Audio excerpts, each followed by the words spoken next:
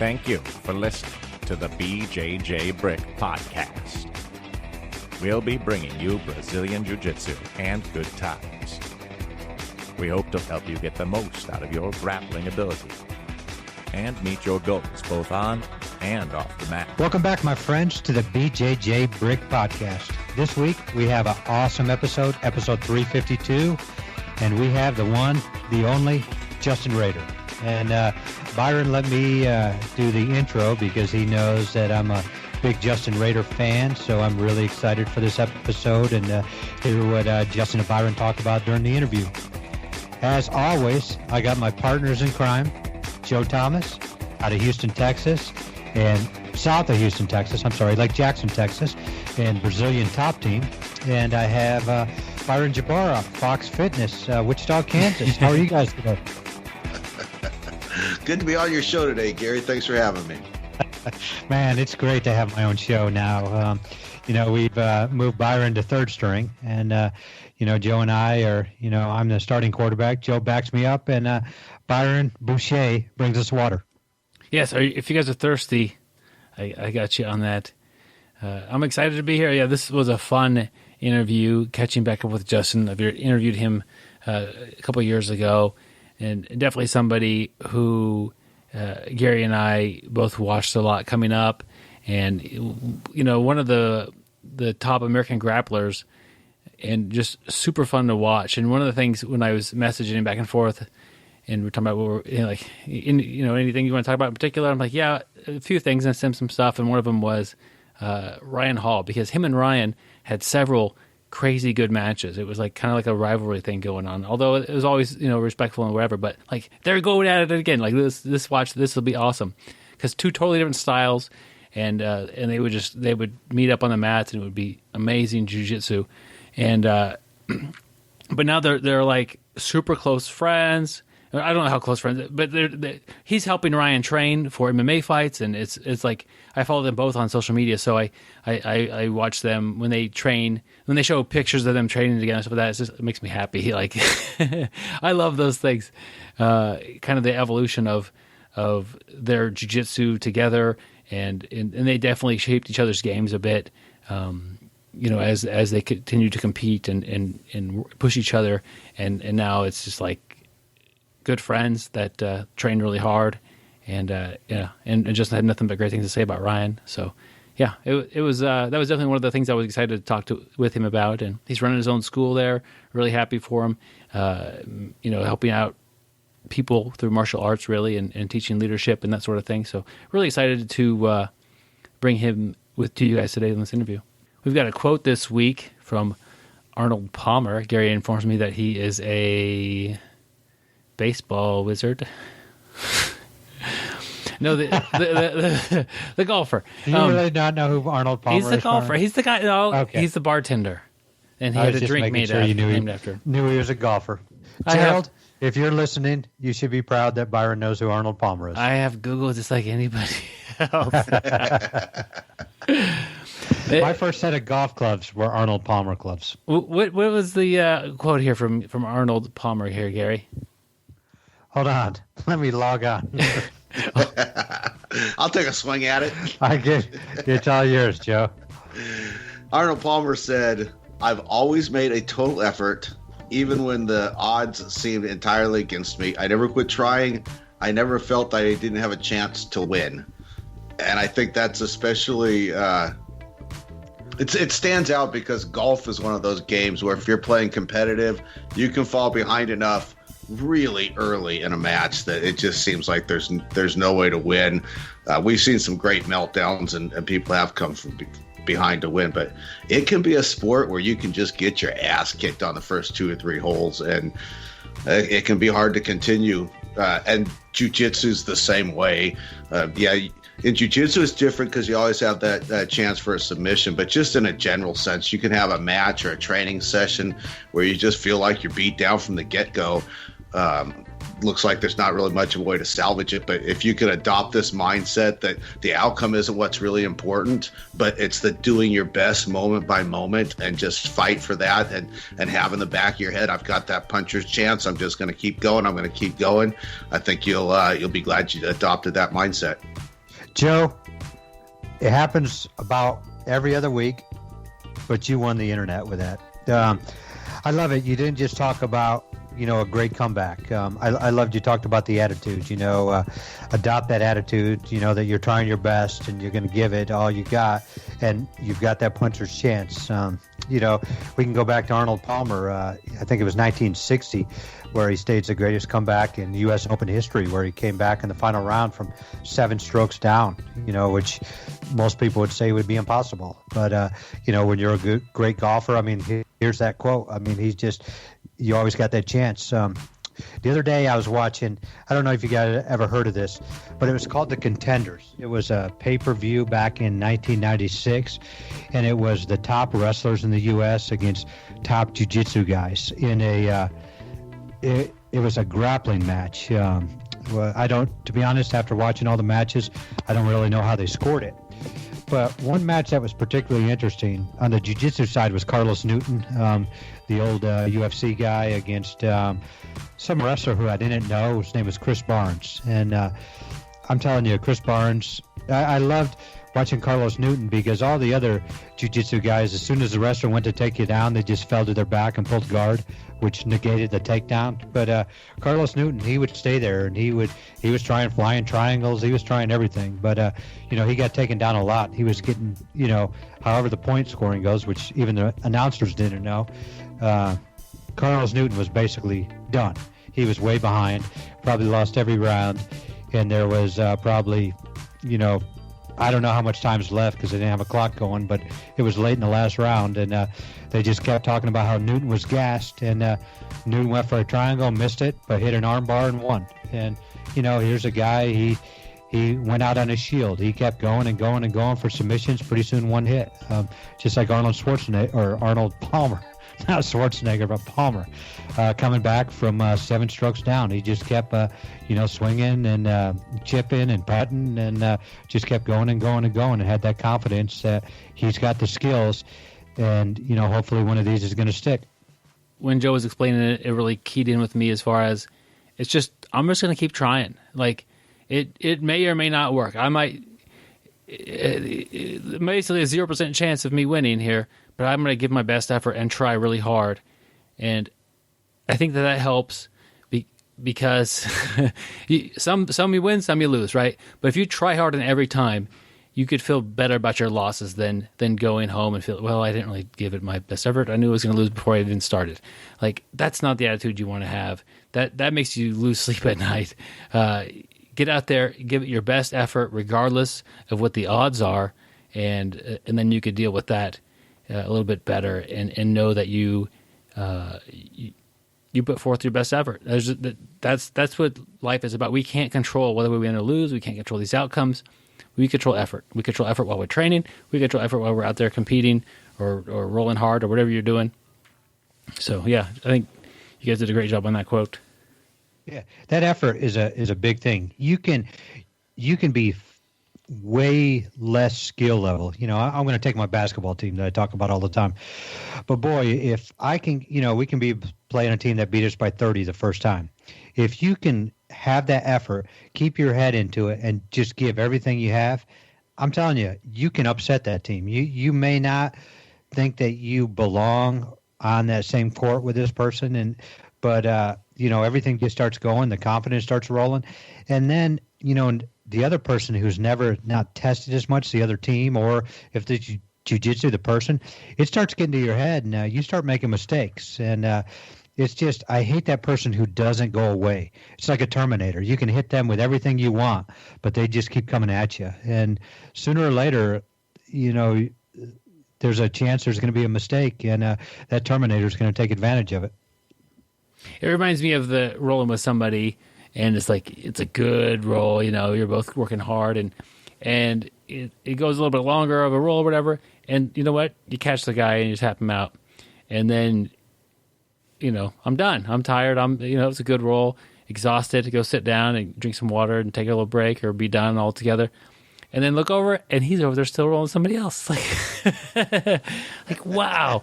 Like, that's just, some of the things are, conditioning or youth or whatever, but that's always impressed me when I have a hard roll with somebody and I feel like, yep, I won that one. I not that we're trying to win rolls here or whatever, but like caught him. It was a tough one. I almost didn't have time or whatever, but caught him. And then I go taking a break, and they're still rolling. It's like, man, who won that one?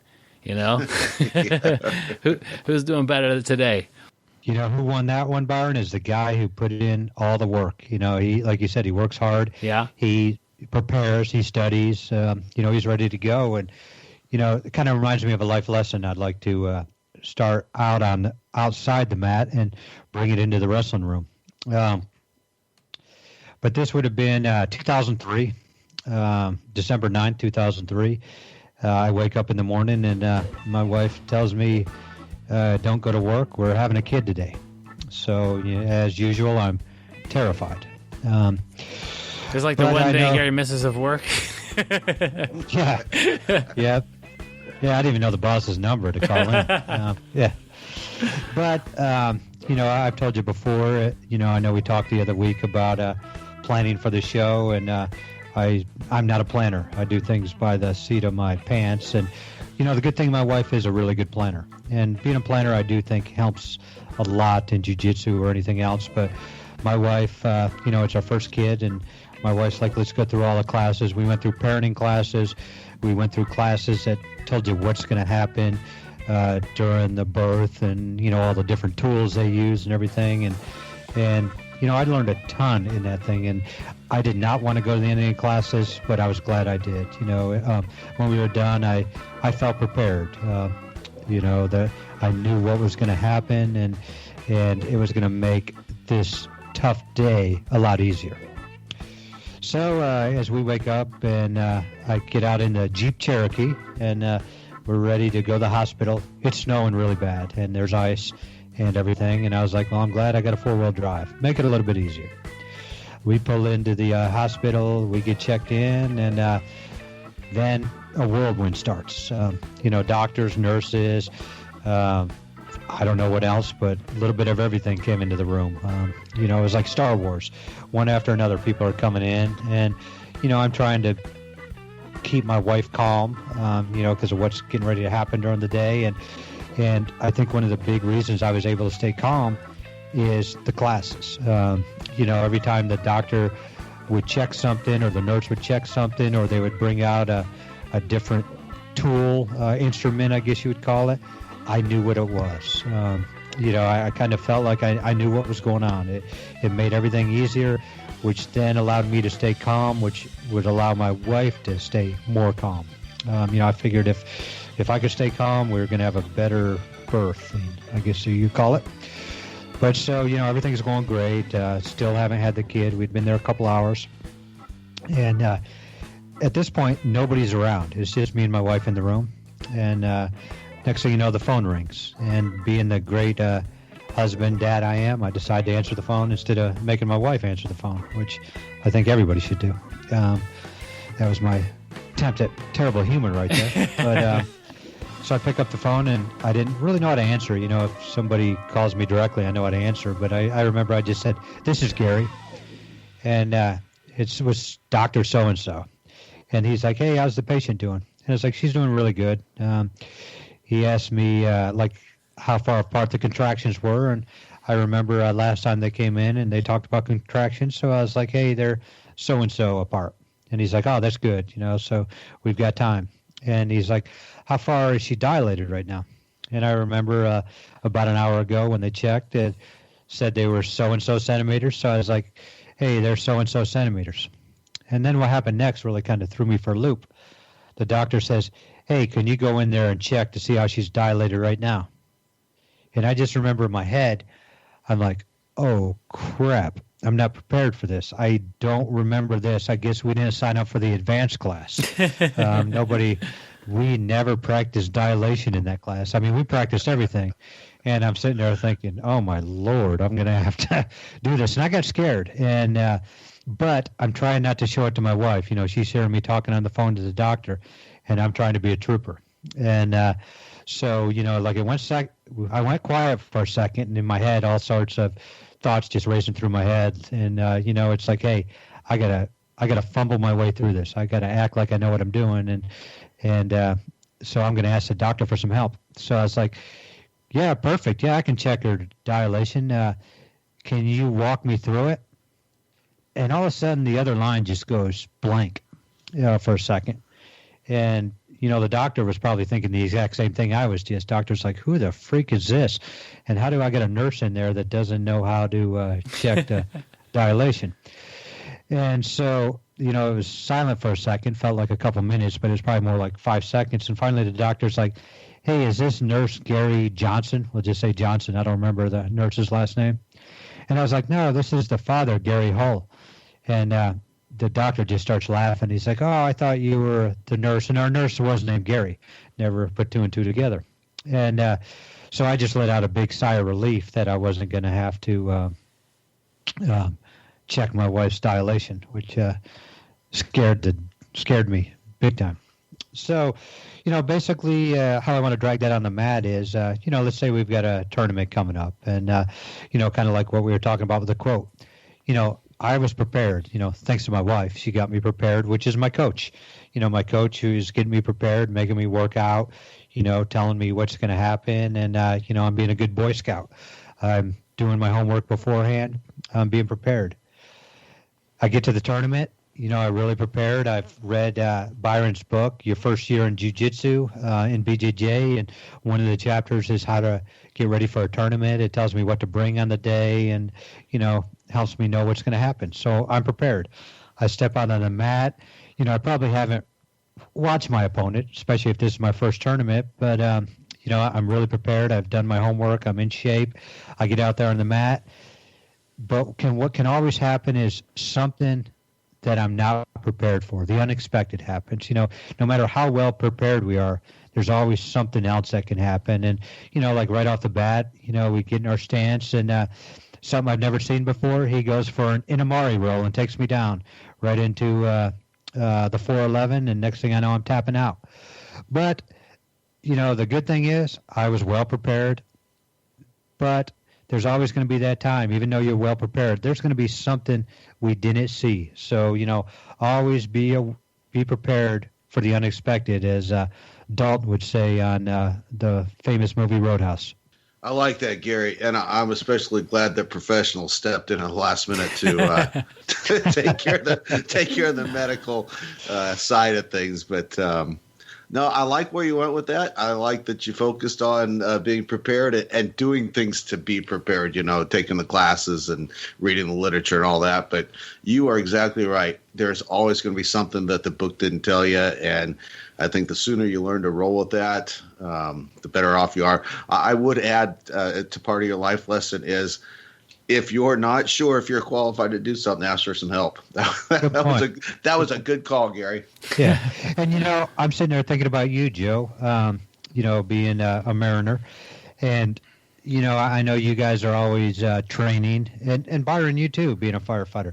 You guys are always training, putting in a lot of time. But all of a sudden you're out there on a call, Byron, in some factory. Or, Joe, you're out there in the middle of the ocean. The ocean is going to throw up a lot of stuff that you didn't expect, and you're going to have to roll with the punches or roll with the waves, as you say.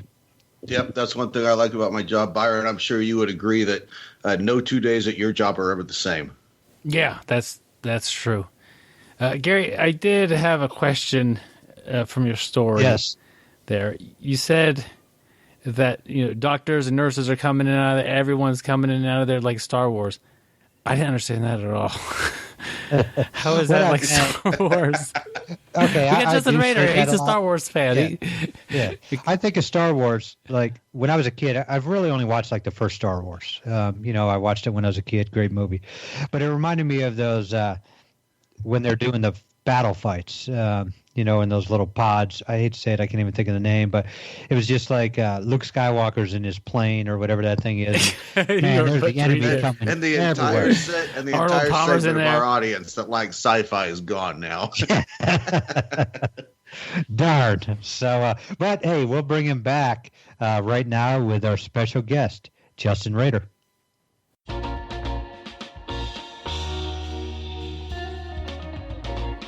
Come on down to Jiu-Jitsu Used Auto Sales. That's right, we've got the finest used autos for the jiu-jitsu practitioner. We've choked out the high prices. In fact, we've heel-hooked those credit lenders to give you the best possible deal. Do you want a Fred Flintstone car that gives you a great workout before you even show up? We got it. Do you want a van that's wall-to-wall mats and good shocks? We got it. Do you want a bike for the price of a car? Yep, we got it. It even comes in Blue Belt Blue. We even got buses to haul your youngins to class. At Jiu-Jitsu Used Auto Sale, no payment until your next belt stripe. So come on down and get your next used car from Jiu-Jitsu Used Autos. If you think you hate it now, wait till you drive it.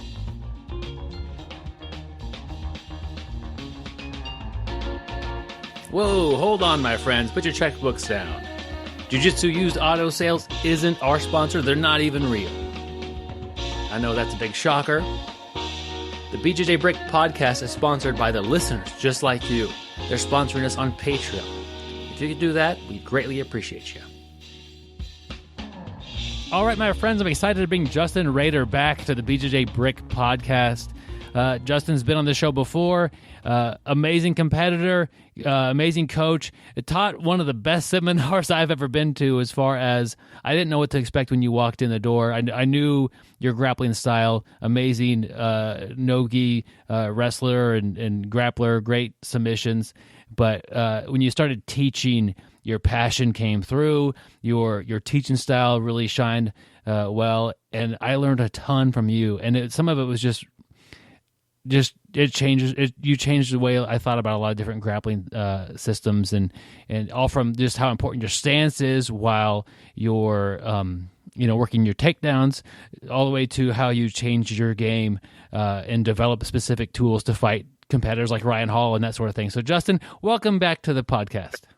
Thank you so much. It's great to be here, and thank you for all the nice, kind compliments and kind words. I'm so glad that that seminar impacted you the way that it did. Yeah, I'm sure there's a lot of people that feel that way as well. So, Justin, you've got a school there in, is it Oklahoma City, or is it a little north of there? It's actually a little north of there. It's actually in Edmond, Oklahoma. But yeah, I've opened up my own academy now. It's called Legacy Martial Arts out here in Edmond, Oklahoma. And it's been open it's been over a year. Is that right? Yeah. We're approaching 2 years, come about September 1st of this year. So almost 2 years. Congratulations. That's really amazing. Thank you so much. I guess I kind of just told you a bit about you and yourself, but could you introduce yourself a little bit? Who is Justin Rader? Yeah, absolutely. I got started in martial arts at 4 years old. In fact, before I even started martial arts, I actually did gymnastics for almost a year out here in Edmond, Oklahoma. And then I kind of stopped that. And my dad got me started in Taekwondo. And I did that for almost 10 years. And a little after I started Taekwondo, my dad got me started in wrestling. And a lot of people, know this now and not, but and I didn't know it at the time, but because he wasn't the UFC welterweight champion at the time either. But I wrestled for a man named Kevin Hendricks, who was actually Johnny Hendricks' father. That was my very first wrestling team. So yeah, right. And so that was. We didn't know at the time, my dad sought out the highest, most accomplished, credible instructors that he could. So for Taekwondo, I started a place called Poo's Taekwondo here in Edmond, Oklahoma. Actually, they also had a school in Oklahoma City, less than 5 minutes from my house. So I started there, and they had, were Olympic caliber Taekwondo artists. And then we would drive almost 30 minutes across town to a wrestling team called the Edmond Bulldogs. And so I actually did both at the same time. I used to come home from school and, I'd have about 20 or 30 minutes. I'd get ready for Taekwondo. I'd go to Taekwondo practice. We would leave Taekwondo practice. I would change in the car for wrestling practice when wrestling was in season. And then we would drive all the way to the Edmond Bulldogs team, which was led by Coach Kevin Hendricks. And then I would come home after that, after about another hour and a half, wrestling practice, and then I would do homework, and then I would eat and then sleep, and that was most of my elementary school life.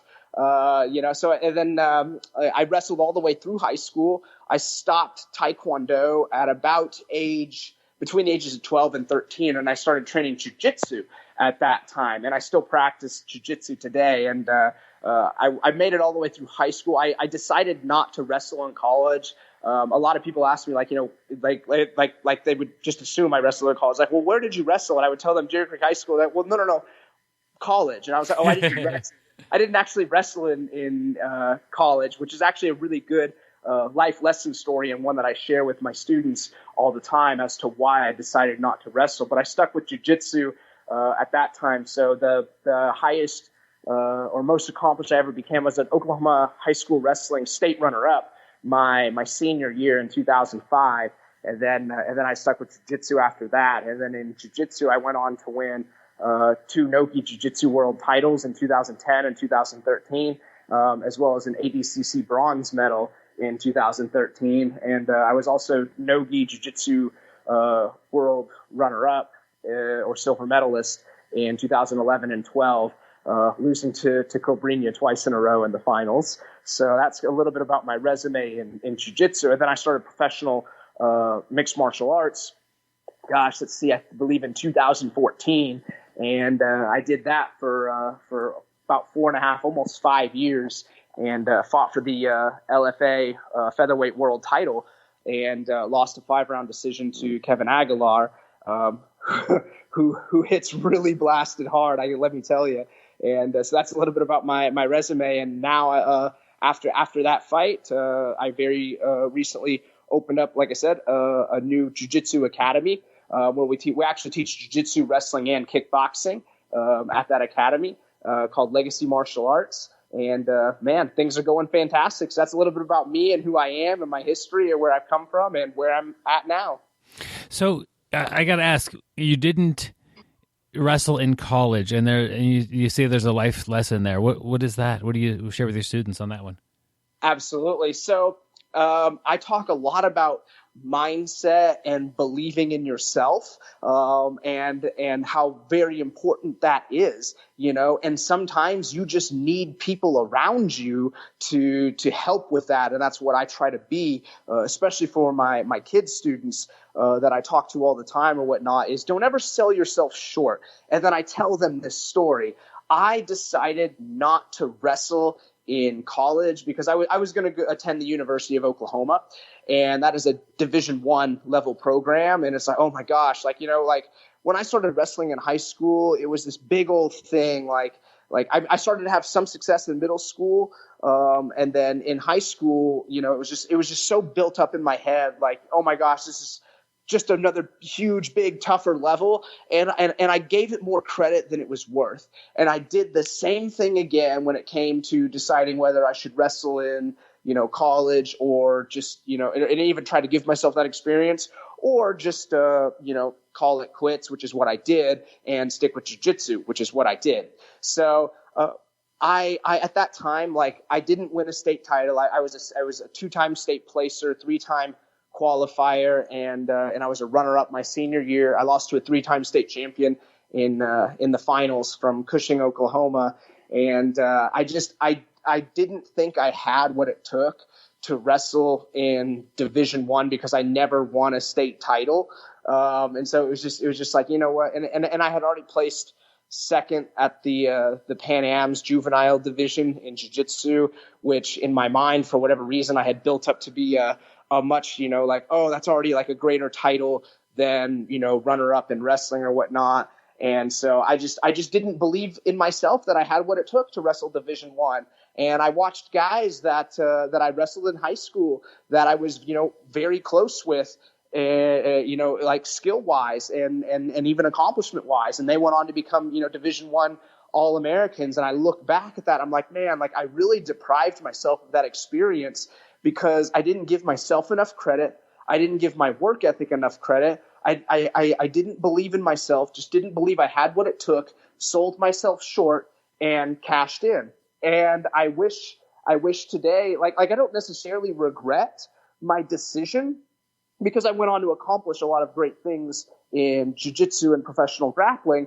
But at the same time, it's definitely a life lesson. There are definitely times where I wish I would have at least given it a shot, at least given myself a shot at that experience, and I never did. Now, I never stopped working and, wrestling and judo the takedown game play a big significant part. In fact, a greater significant part than a lot of people like to give it credit for in grappling matches. So I continued to develop it, over the years. I just look back and I was like, I just should have believed in myself, that I had what it took to wrestle in Division I. And beyond that, the other life lesson there is like, I also felt that it like I didn't feel like, you talk about culture and society, I felt like, voicing that or communicating that to anyone the way that I just, voiced it and communicated it to you and for everyone listening. I felt that made me look weak. So I didn't talk to my wrestling coach about it. Didn't talk to my parents. It was just a decision I made on my own because I didn't believe in myself, and I didn't even, have the vulnerability to open up and talk to anyone about that, for anyone to push me, anyone close to me, around me, to push me to like, no, that's not why you shouldn't do it. You shouldn't do it for other, more valid reasons. If you're not going to do it just because you don't believe you have what it takes or whatnot, like that's not a good enough reason. Like you have to, you're selling yourself short.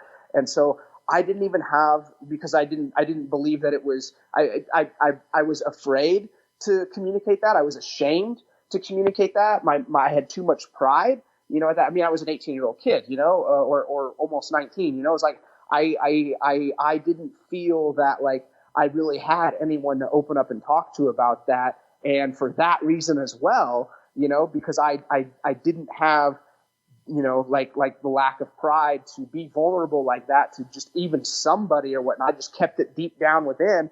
I made that decision. Now, like I said, I don't necessarily regret it, because like I said, I went on to accomplish a lot of great things or whatnot, but it is definitely a life lesson and a story that I share with my students all the time. It's like they should never not believe in themselves, because I believe in them. I believe that they can, that they have the best chances to accomplish whatever they set their minds to, through hard work and believing in themselves the way that I believe in them, So I always tell them that story. Do you think that you would have been even more accomplished in the submission world with additional wrestling experience, or do you think you that transition was a good timing for you to start focusing more on jiu-jitsu? That's a really, really great question, and one that's actually somewhat complicated and almost impossible to answer. I mean, like literally, you can't go back in time and do it the other way and compare. Exactly, right? But if you had to ask my best guess as to that answer without actually having that experience to compare it to, but if I had to give my best guess, I would say chances are if I had probably done that, I would have been grappling, like submission grappling rules less. And because I would have been doing submission grappling rules less, I would have been, training this other art so much more. And so what I've come to find, and this is my theory behind it, I feel very fortunate that I started training wrestling when I did, and I started training jiu-jitsu when I did, and at such a young age. And I'm glad that I trained both for a long time. I don't think that you see a whole lot of real specialists out there in multiple arts because of how long it takes to become really elite at one art. I'm not saying like there aren't any. I'm just saying you don't see a lot of it because of the time that it takes to master one certain art. And so I think that I really did stop wrestling and just diving into full submission grappling at really almost a perfect time, honestly, to continue to blend and mesh, and continue to work on wrestling as well, and mesh it with my submission grappling game, as opposed to putting it off. Because like I said, my theory is like I feel fortunate that I was able to do both at the same time for many, many years. And what does that do, and why is that hard for people? I think it's something like this. I think it goes along lines of this or whatnot. When you start training jiu-jitsu as a beginner, there's a learning curve, correct? It takes a certain amount of time to build up a certain arsenal of techniques, usually defensive techniques, which you kind of need to bolster up first. I'm not saying that you shouldn't do any offense, but like you got to have some defense. Why? Because defense allows you to stay in the game longer. If the game ends at the snap of your fingers, like every single time, it's not very much fun to stay in the game and to keep training.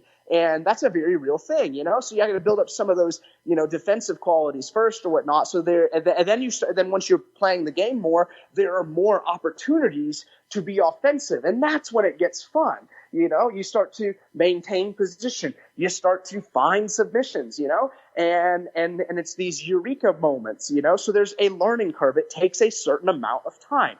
Wrestling is no different. There's a learning curve. It takes a certain amount of time to really start to understand the game. Well, if you start meshing both of the arts together, and you're training both at the same time, what does that do to that learning curve?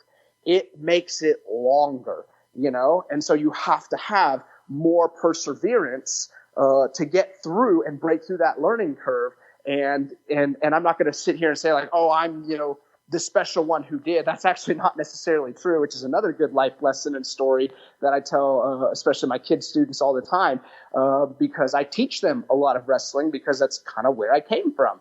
Of course, our grappling curriculum is circulated more around, jiu-jitsu than anything else, but I do teach them wrestling because I see its value and importance. And I tell them all the time, look, the learning curve here is just going to be a little bit longer than if you were only training specifically jiu-jitsu or only training specifically wrestling, But the payout in the long run for those of us who are infinite-minded players, which we are, is so great and so valuable, you can't even put a price tag value on it. The amount of lessons and life lessons you're going to learn are going to be more supremely, instilled because you're training. You're basically mastering in two different arts at the same time. So it's something that I believe is very important. And so to answer the question, I really do believe that I got out at a pretty good time, where I understood enough of that game, and I just continued to blend and mesh it to an overall grappling game from wrestling all the way down to the ground. And of course it greatly significantly impacted my style. Yeah. But I share that with them all the time. It's like what we're doing here, I think, just makes the learning curve a little bit longer or whatnot, but the payout is bigger in the end, which again is a life lesson about what kind of game are we playing, and what, you need to recognize what game you're playing and what kind of player you want to be, because there are two different kinds of games out there. There's the infinite game and then there are the finite games. And most people don't even have any idea which one they're in, which one they're playing at any certain moment in time, and where their focus should be. And if you keep your focus on an infinite game mindset, you're going to make it a lot farther, not just in grappling and what you want to accomplish, maybe tournament or medal wise or whatever, but also just in life. Odd question, but amazing answer. So is the way you take that kind of off the mat or maybe long-term on the mat with different focuses of what you want to get out of jiu-jitsu. I was kind of reflecting and looking at some of your last matches, and I was thinking, well, okay, you used your wrestling a lot in your matches. It always affected the match. But did you ever feel like your wrestling is what let you down in the match? And like, that would be like your wrestling always stood up. It seemed like it always held it held water. It always was strong, and like you weren't really out wrestled, So maybe you could say like I got what I needed to pull out of the wrestling category, and bring into the submission world, and start working on it. I don't know. I could be completely wrong with how you feel about how you wrestled on the mat and. I think it's a bit of a misnomer. I think a lot of people give me, and this is me being very transparent, because I believe in being transparent and vulnerable. I think it's the only way that you learn fastest and quickest based on the story I told earlier. But being very transparent right now, I get a lot of credit for that. Man, it was, like you just said, like I never seemed to get out wrestled in the quote unquote, jiu-jitsu grappling world. And I think it's really more because you just don't see a lot of great wrestling and a lot of great wrestlers kind of really enter the grappling world on a real, like consistent basis, and for whatever reason. So I don't know that I'm necessarily really great. I think, and I've wrestled and had the chance to train with some really good high level, wrestlers, during the time that I've, been going through my professional grappling career. But, to like I said, to be really elite at one, takes forever. Yeah. To be elite at both is almost just unheard of. And I'm by no means, I'm not saying I'm elite at both. I made it to an elite level in jiu-jitsu. I didn't, if you will, in wrestling. So I don't ever necessarily see myself as a great wrestler. I've been able to, like I said, some of the guys I've been able to train with, like I trained with a guy, like 3 or 4 years ago who was ranked number 3 in the nation at D1. And we went like 25, 30 minutes almost with neither one of us taking the other down. So I feel at some level and I think it has more to do with, my mindset and the belief that I have in myself and my own skills as opposed to anything else. But I don't think of myself as like a great high elite level accomplished wrestler by any means, but I kind of get a little credit for that in the grappling world because it's a big part of my game and I use it a lot, and it has definitely influenced just about every single match that I've ever been in, say for, a couple here and there. And so in the grappling world, like there are definitely times where I got to this point, you just didn't see it a whole lot, but like there were times where I was, took me a while to get there, but I would be in matches and I think this guy's wrestling is, pretty on par. Like, chances are a little bit more 50-50. And usually when I ran into that, it took a long time, but I was able to train myself. Like, let's play a little bit more of a traditional, if you will, or a stigmatized traditional jiu-jitsu game. And I have pulled guard in matches and won matches by doing that as well, so it just kind of depends upon what the strategy is, what I'm feeling out there in the moment. But I got to a point where I really felt like I understood both games, if not at an elite level, on at very least, an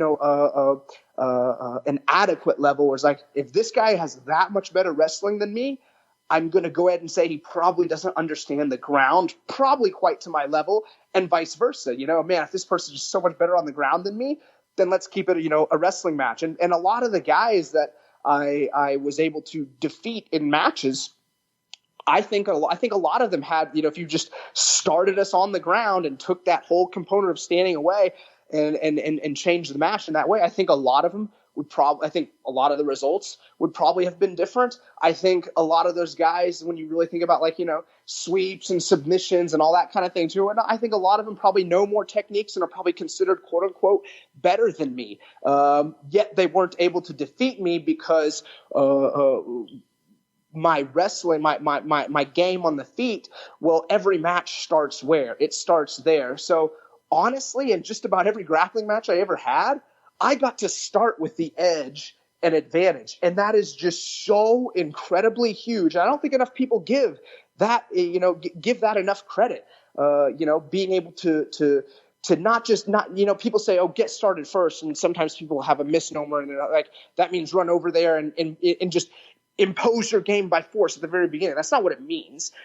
Getting started first just means, I'm out there, I'm confident, I'm setting the tone, everything is happening on my terms. It doesn't mean I need to, go force something to happen, but it's happening on my terms. Well, I got to start every single match I ever had in jiu-jitsu with that advantage because everyone, for the most part, knew that one of the stronger points of my game was takedowns, So I don't necessarily. And then, of course, then you go into the whole concept mindset of don't fight names. But on some level, we all have to. On some level, everyone has to know, like, man, I have to respect his game because he's beaten so many of the toughest guys, quote unquote, in the world, that I have to respect what he's going to do on the feet. So chances are probably better that I pull guard, as opposed to how many of them really was like, I'm going to challenge him on the feet. And we're just going to, see where the chips are going to fall where they may at the very end, So it brings me to one of my favorite quotes from the movie Gladiator, where Juba says to Maximus, he says, "You have a great name," talking about the emperor. He says, you have a great name, or sorry, he's talking about Maximus, but he says, you have a great name, and then he must kill your name before he kills you. And that's that exact mindset concept. And when he says that second part, he's talking about the emperor, that he must kill your name before he kills you, because the emperor wanted Maximus dead, but he couldn't just like outright kill him because of the name that he had. So very interesting concept when you think about it or whatnot. But that's how I would answer that question. I don't know that necessarily like I'm really elite in one art or the other, but I was adequate at both arts and could wrap them together in such a way, that I could kind of like, it was so blended. I could manage here and I could manage there. And it was like, where do I feel you're best? Well, I'm just going to take the opposite approach then. And that meant that I always got to start every match on my own terms, which I think is a huge advantage. Yeah. Justin, I want to talk about your school a little bit. You said you teach jiu-jitsu, wrestling, and you have kickboxing there. Is the wrestling, is that wrestling like kids come in and train and they go do wrestling at school? It's the same, or is it like nogi style submission wrestling? So it's both. Okay. And I actually, and many, many years ago when I started teaching kids, and this is another very important, point and concept. It's like, okay, honestly, training jiu-jitsu, I think, and training wrestling has a lot of benefits in translation to submission grappling. Training submission grappling doesn't have a whole lot of benefit the other way. It's not going to help you a lot with, winning matches in wrestling. Honestly, it's just such a different game. But like what you learn from wrestling and that top base, top control, top pressure, as well as takedowns, and your takedown instinct in anticipation, and the distance that it teaches you, I think is so great. And there's so much translation over, but not really the other way, So based on that, and looking at it that way, and I think most would probably agree, it's like, and again, not across them, we're not like, straight 100%, but for the most part, I think that's a pretty true statement based on, my own experience, in the past 31 years that I have in the grappling arts. I think it's a pretty good statement. So it's like, okay, I started when especially with the kids, I never had much success teaching wrestling to adults, okay, here and there, but I really didn't have too much success with that. And I have theories as to why, but with the kids, I just started teaching them just takedowns. It was basically a nogi takedowns class, in which case my background was wrestling and I taught them a lot of, wrestling and, okay, but I never, ever, ever saw the translation that I wanted to see.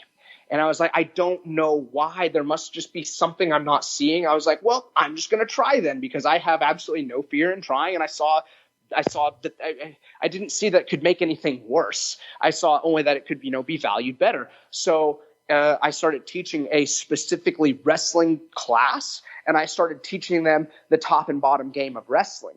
And when I did that, I started to see the translation that I wanted to see. I started to see the crossover of skills that I wanted to see. And I have theories now as to why that is, but at the time I didn't. It was just like, there's something I'm not seeing, but something that, is very, very,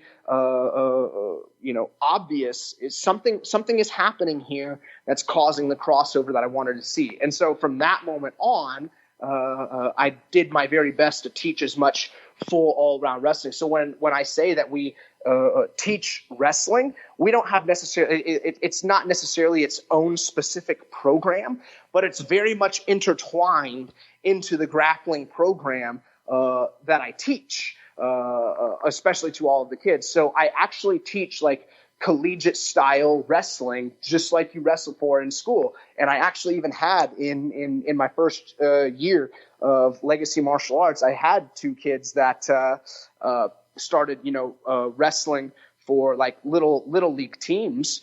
So they basically signed up for little league teams. They go to some of the practices here and there, but almost all of their wrestling came from me. And they won almost every tournament that they were in. And not only that, they went to a really big tournament called the the U.S. Junior Open championships that's held here in Oklahoma, in Tulsa, Oklahoma, and one of them got 4th and the other got 6th. So in their very first year of actual wrestling and actual wrestling competition, where many of these kids have been wrestling for many years longer than them, they in their very first year of wrestling, they accomplished quite a bit. So I was very happy to see those results as well. So yeah, I teach them the full realm and full aspect of wrestling and jiu-jitsu. That's really cool to hear, and that fits you perfectly as far as an instructor or a coach, which you're bringing to the table. It's definitely a great advantage to teach those things. How have you made that transition from being a competitor and being a coach? They're two different skills. Not everybody's good at both. I think you're great at both. Like I've seen you coaching. I've taken seminars from you. Obviously, seen you on the mats. And then there's a whole other skill that doesn't necessarily translate to running a business and running a school. What's that been like? Wow, that one, that's a very loaded question, and two, I will say from running the business side of things, that was a whole new adventure that I was honestly in no way prepared for, and even at this time, like I've learned so much in the past year and a half. But definitely still have so much more to learn and a long way to go. And so, yeah, you talk about, those being different skill sets. Of course, I personally believe between, being a competitor, an instructor, and a coach, I think those are actually 3 different perspectives. Of course, there's the competitor, being an active competitor aspect. And then I also divide up, like a lot of people use instructor and coach like synonymously. I actually kind of divide those two up. I agree. Yeah. I think there are great instructors out there who are not great coaches, and I think there are great coaches out there who are not great instructors. And there are definitely both that I think. There are definitely people out there that I think are both. I think they're great instructors and great coaches, and I try to emulate that as much as possible. So when you think about, being an instructor, which is basically just communicating, how to do these certain things, do these certain movements for these certain techniques, to really build your game or whatnot. But then being a coach, is in my opinion almost a whole nother realm. And some people might use the term manager. I don't like the term manager at all. I actually like the term, coach. Honestly, the term I like best is leader. And I'm very, very passionate. There's a very specific reason why I chose to, call my academy what I called it. And the vision going forward that I have placed for everyone to see. There's a reason why I called my academy what I called it, and why I called my kids program what I called it. My kids program is there are a lot of things you see out there. Someone says,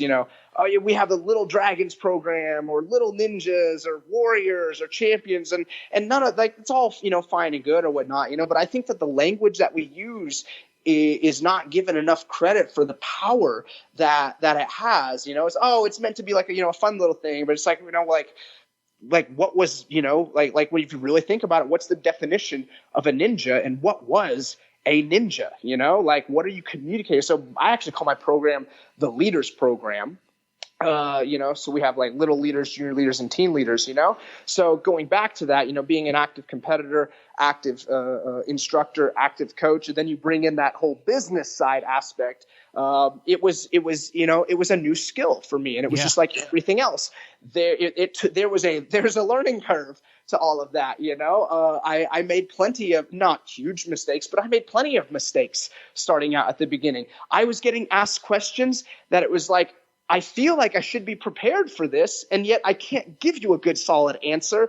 And it was frustrating as to why. It's almost like armchair coaching, you hear about the people, they watch the UFC. Oh, he should have done this and that and the other. And you're just like, dude, like you've got a pop, beer belly, and this, person over here does nothing but train, and you're going to sit here and second guess him or whatnot. Like, you should get in there and do it yourself. And, your word will then hold more weight, So there were definitely times that I experienced that from the business side of things, like, making sure we have, all the doing inventory, actually, then making sure we have the inventory we need, following up on calls, calling people, converting, leads into to second lesson leads, converting second lesson leads into students, and learning the whole financial side of it and whatnot. It has been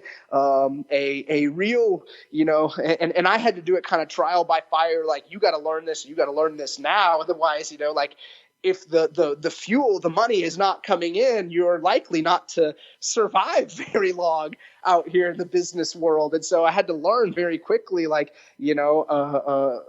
all that. It was a whole new skill set that I had to learn. And there were times, and it was just like everything else. There were times like, I think I've got it now. And then I wouldn't. And that was very frustrating. But I approached it the same way I approached all the life, lessons that, and experiences that I learned through professional grappling and professional fighting. I just never gave up. You just have to, you're going to mess up. It's going to be frustrating. It's not a whole lot of fun at times, but not everything is about being fun and happy all the time. There are just times where you have to buckle down, fail, take it as best you can, and learn from it. And like I said, learning the business side was no different. And I still have a long way to go. I'm a lot more comfortable now than we opened doors almost 2 years ago. I'll tell you that, because I had to learn quick. And I throw a lot of I want to throw a shout out and give a lot of credit to my mentor, and his name is Caleb Plank, and he runs Inferno Martial Arts out in Northwest Arkansas. And when I started, this journey, he was there right from the very beginning to really help me out. And honestly, to this day, I really don't know that I would have made it to the point that I have made it without him. And in fact, we may not even maybe the academy would have, imploded and fallen in on itself, within 6 months. So, something my wrestling coach, Andy Howington, taught me. Well, he taught me two very, very, big lessons. And one of them was, you always give credit where it's due. So, I definitely want to throw him a big shout out. He's been a huge, mentor to me when it comes to the business side of things, and even just like every situation is almost like so specific. Like, it was just like almost every time I feel like, oh, I've got a real handle on this or whatnot, a new situation will arise that I haven't dealt with before. I have to gotta call Caleb. Caleb, I'm dealing with this now. I have no idea. Here's how I want to respond. I'm not entirely sure if that's a good response, to this situation or not. And he's been, an excellent mentor in guiding me through those moments as well. That's awesome. You have him, Justin.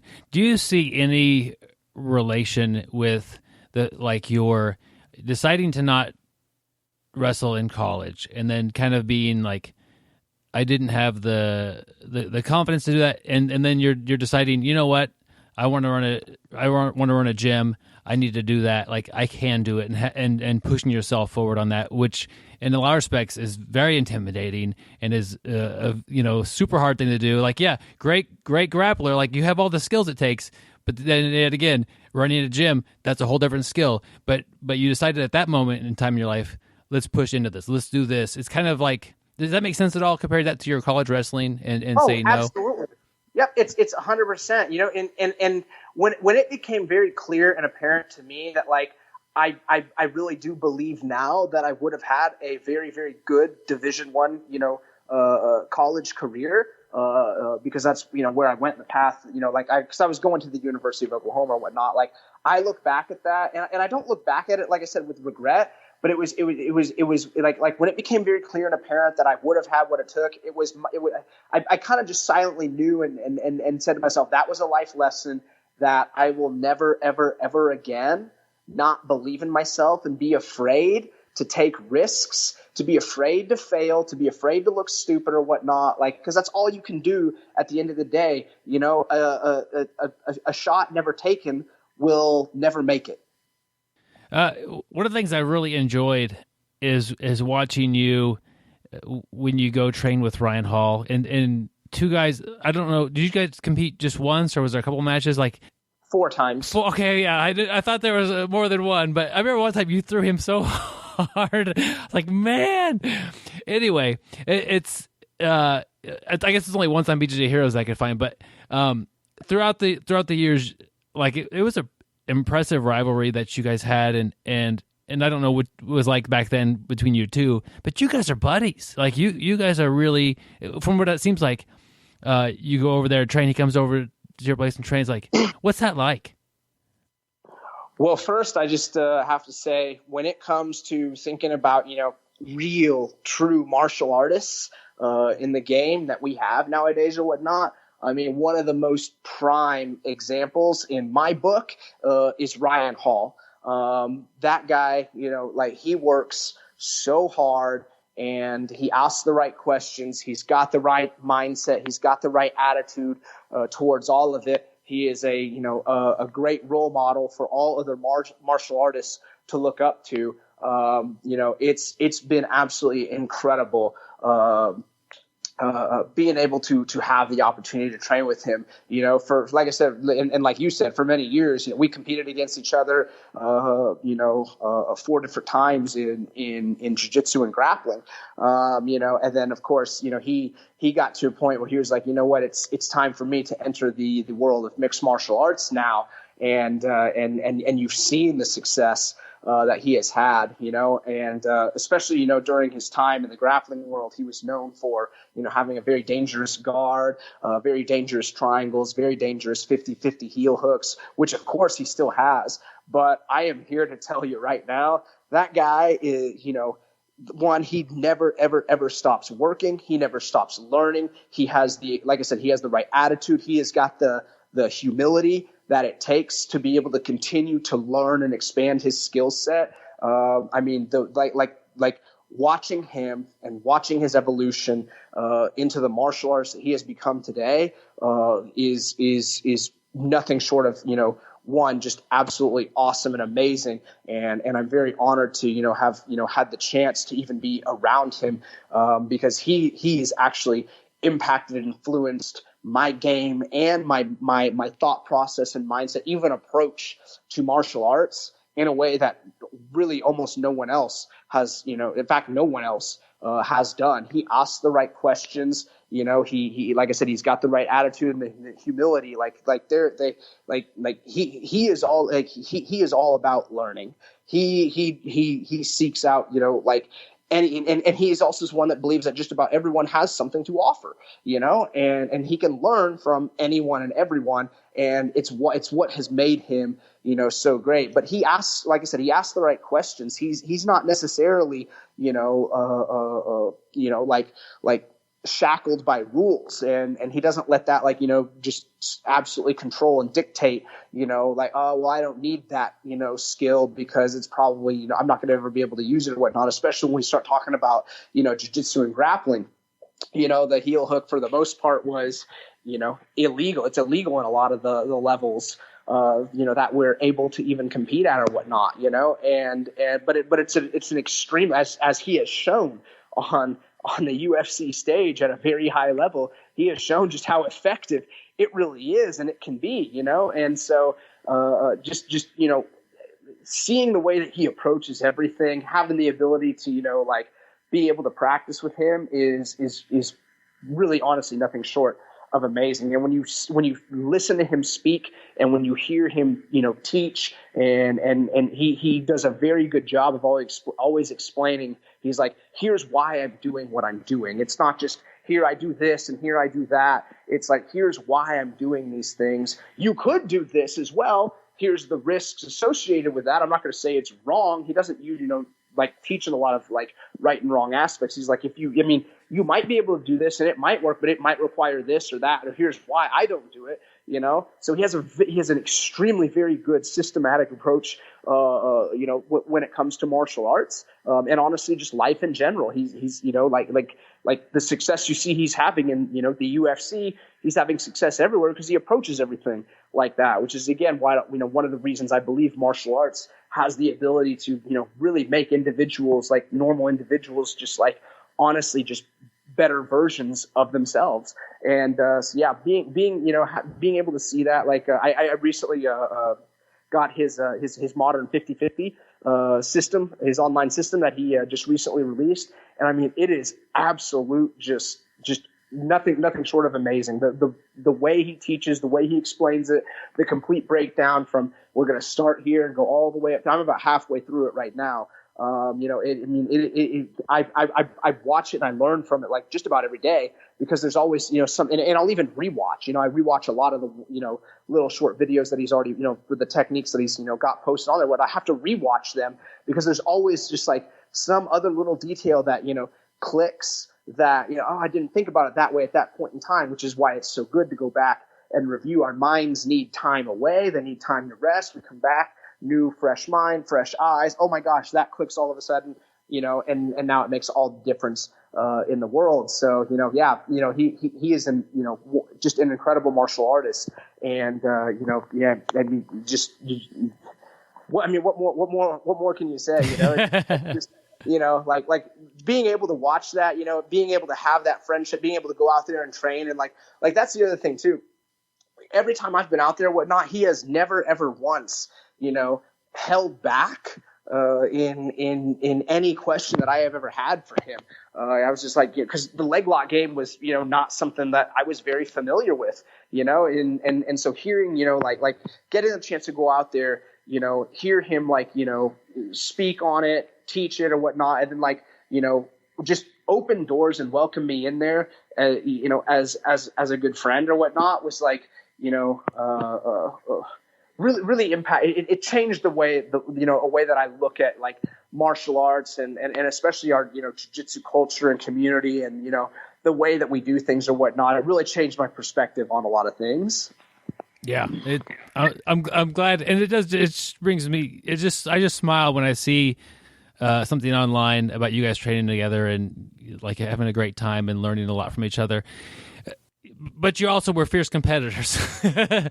Any advice just for the average people out there who are going out there doing their best, competing with people, as far as having some sort of a beneficial relationship with a competitor, versus just, I hate that guy because he beat me last year, whatever, you know what I mean? Like, I think it's a great thing that you're learning from each other, you're working, but were you guys always were you guys polite to each other after the match or before the match, or did you guys not talk to each other? What was it like back in the day? For whatever reason, we seem to be, as humans, drawn to,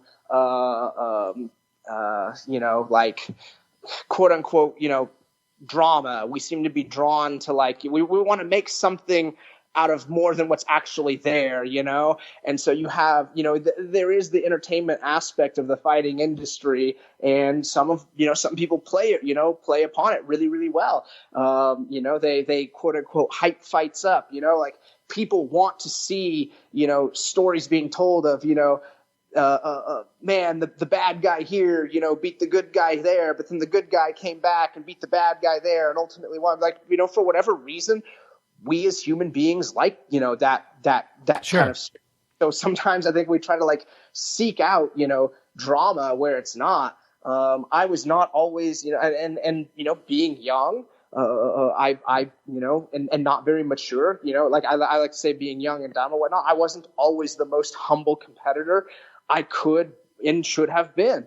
And, so some of that comes with, there were definitely things that I did. I didn't understand the jiu-jitsu, especially the jiu-jitsu culture, and I'm talking way back in 2000, we're in 20, I'm talking 20 years ago, back when, pretty much at the very beginning of when I started training, because the wrestling community is quite a bit different, and when you think about, wrestling and jiu-jitsu, and how, they're both grappling arts and similar, the communities and culture, are also very different, So I think people try to make things out of things that aren't really there. And,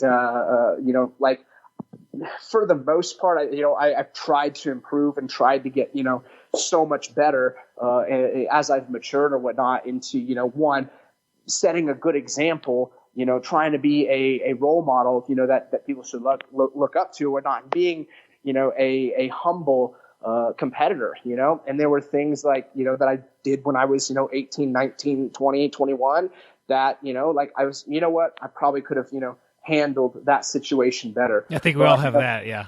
Yeah. But between me and Ryan, like, there was never any, ill will towards each other when we were competing at all. It was, always very, respectful, of each other and whatnot.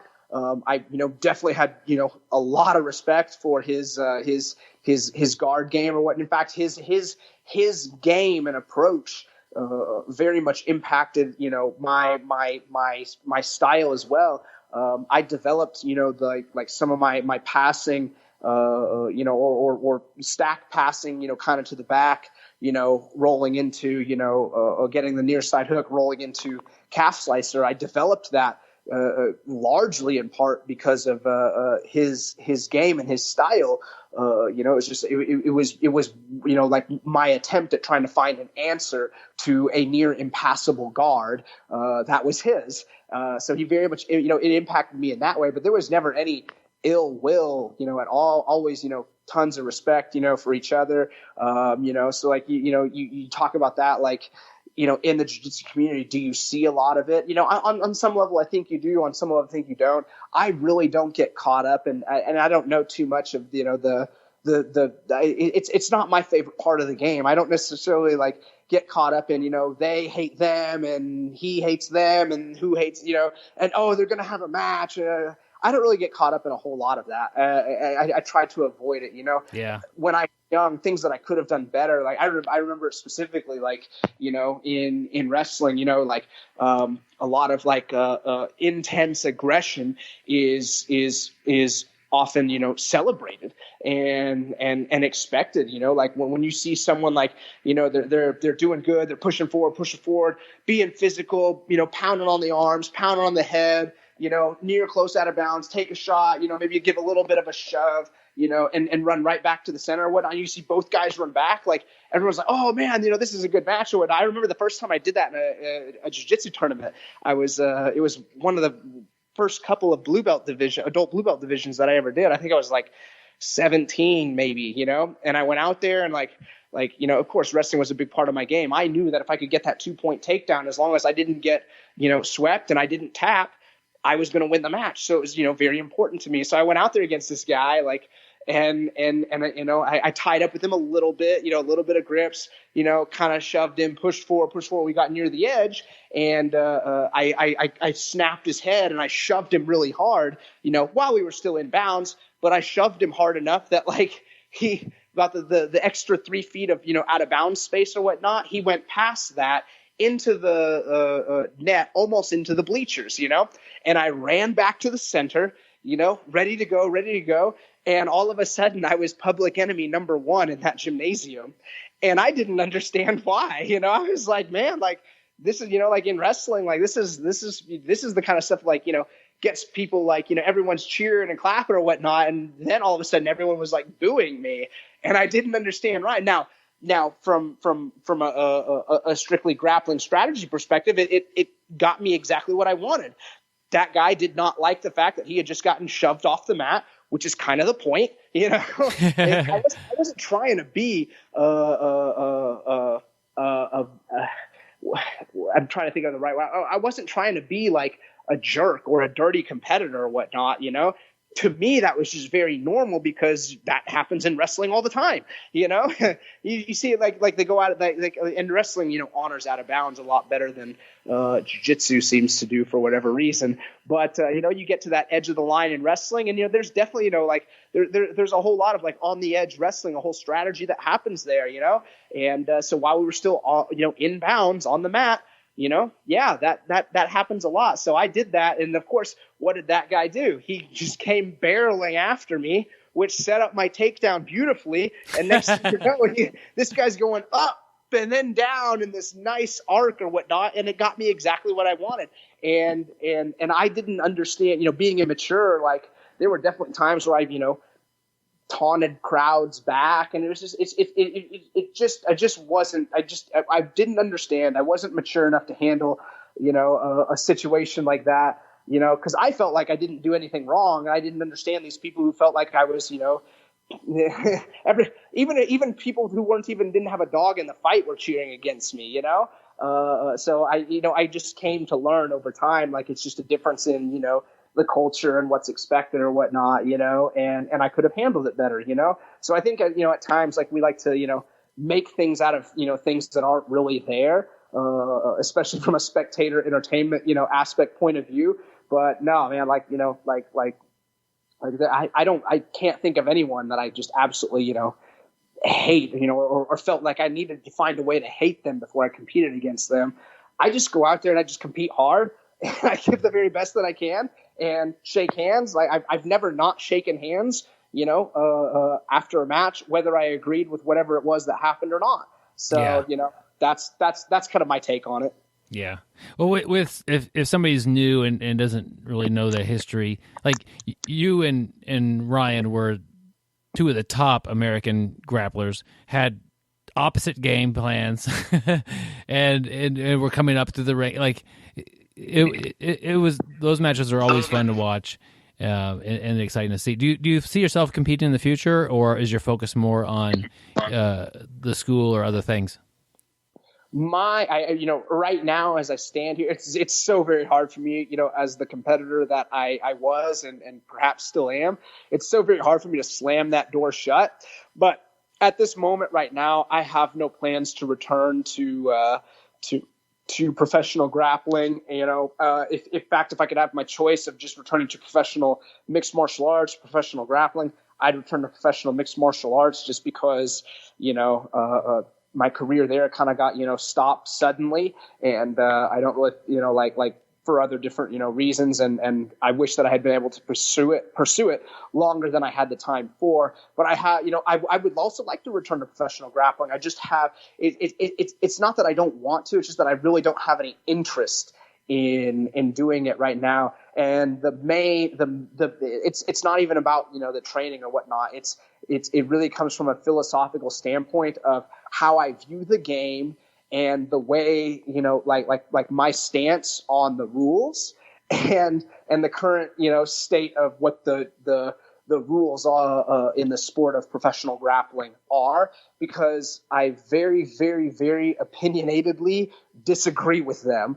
And I can explain A, B, C, D, E, F, G as to why, because I just started asking, I started asking myself different questions, and the first biggest one is, what is, the sport of jiu-jitsu meant to accomplish, when it comes to a competitive combat situation? What is it meant to accomplish? And when you start asking that question, you start going down the rabbit hole, you'll soon find that our sport has very much gotten away from, what it was really meant to accomplish, and is now very, very, quote unquote, if you will, I don't like using this term, but I can't think of another one off the top of my head, sporty, Now the rules of our art, are more important than people, I think, like to give it credit for, because the rules of our sport drive the art and how it's practiced, and the art and how it's practiced drives the evolution further of our art,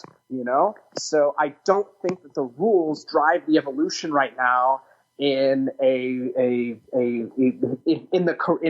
as correct a direction as should be, and that's kind of where I stand on it. So at this, it would take, it's not even really about money or about training of what it would take to bring me back. It's, I would want to compete on a platform under a very, very, very specific rule set that I don't think a lot of people have, one, either considered, or two, agree with in our culture and community, jiu-jitsu culture and community right now. And so, and to be honest, on some level, I've been saying that for the past 15 years. And this is also coming from someone who has competed at some of the highest levels in multiple different rule sets. I have competed, sub only 10 minutes. I have competed sub only 20 minutes. I have had success, and losses in both regards. I have competed IBJJF, which scores advantages for every little thing and no overtime. I have competed ADCC,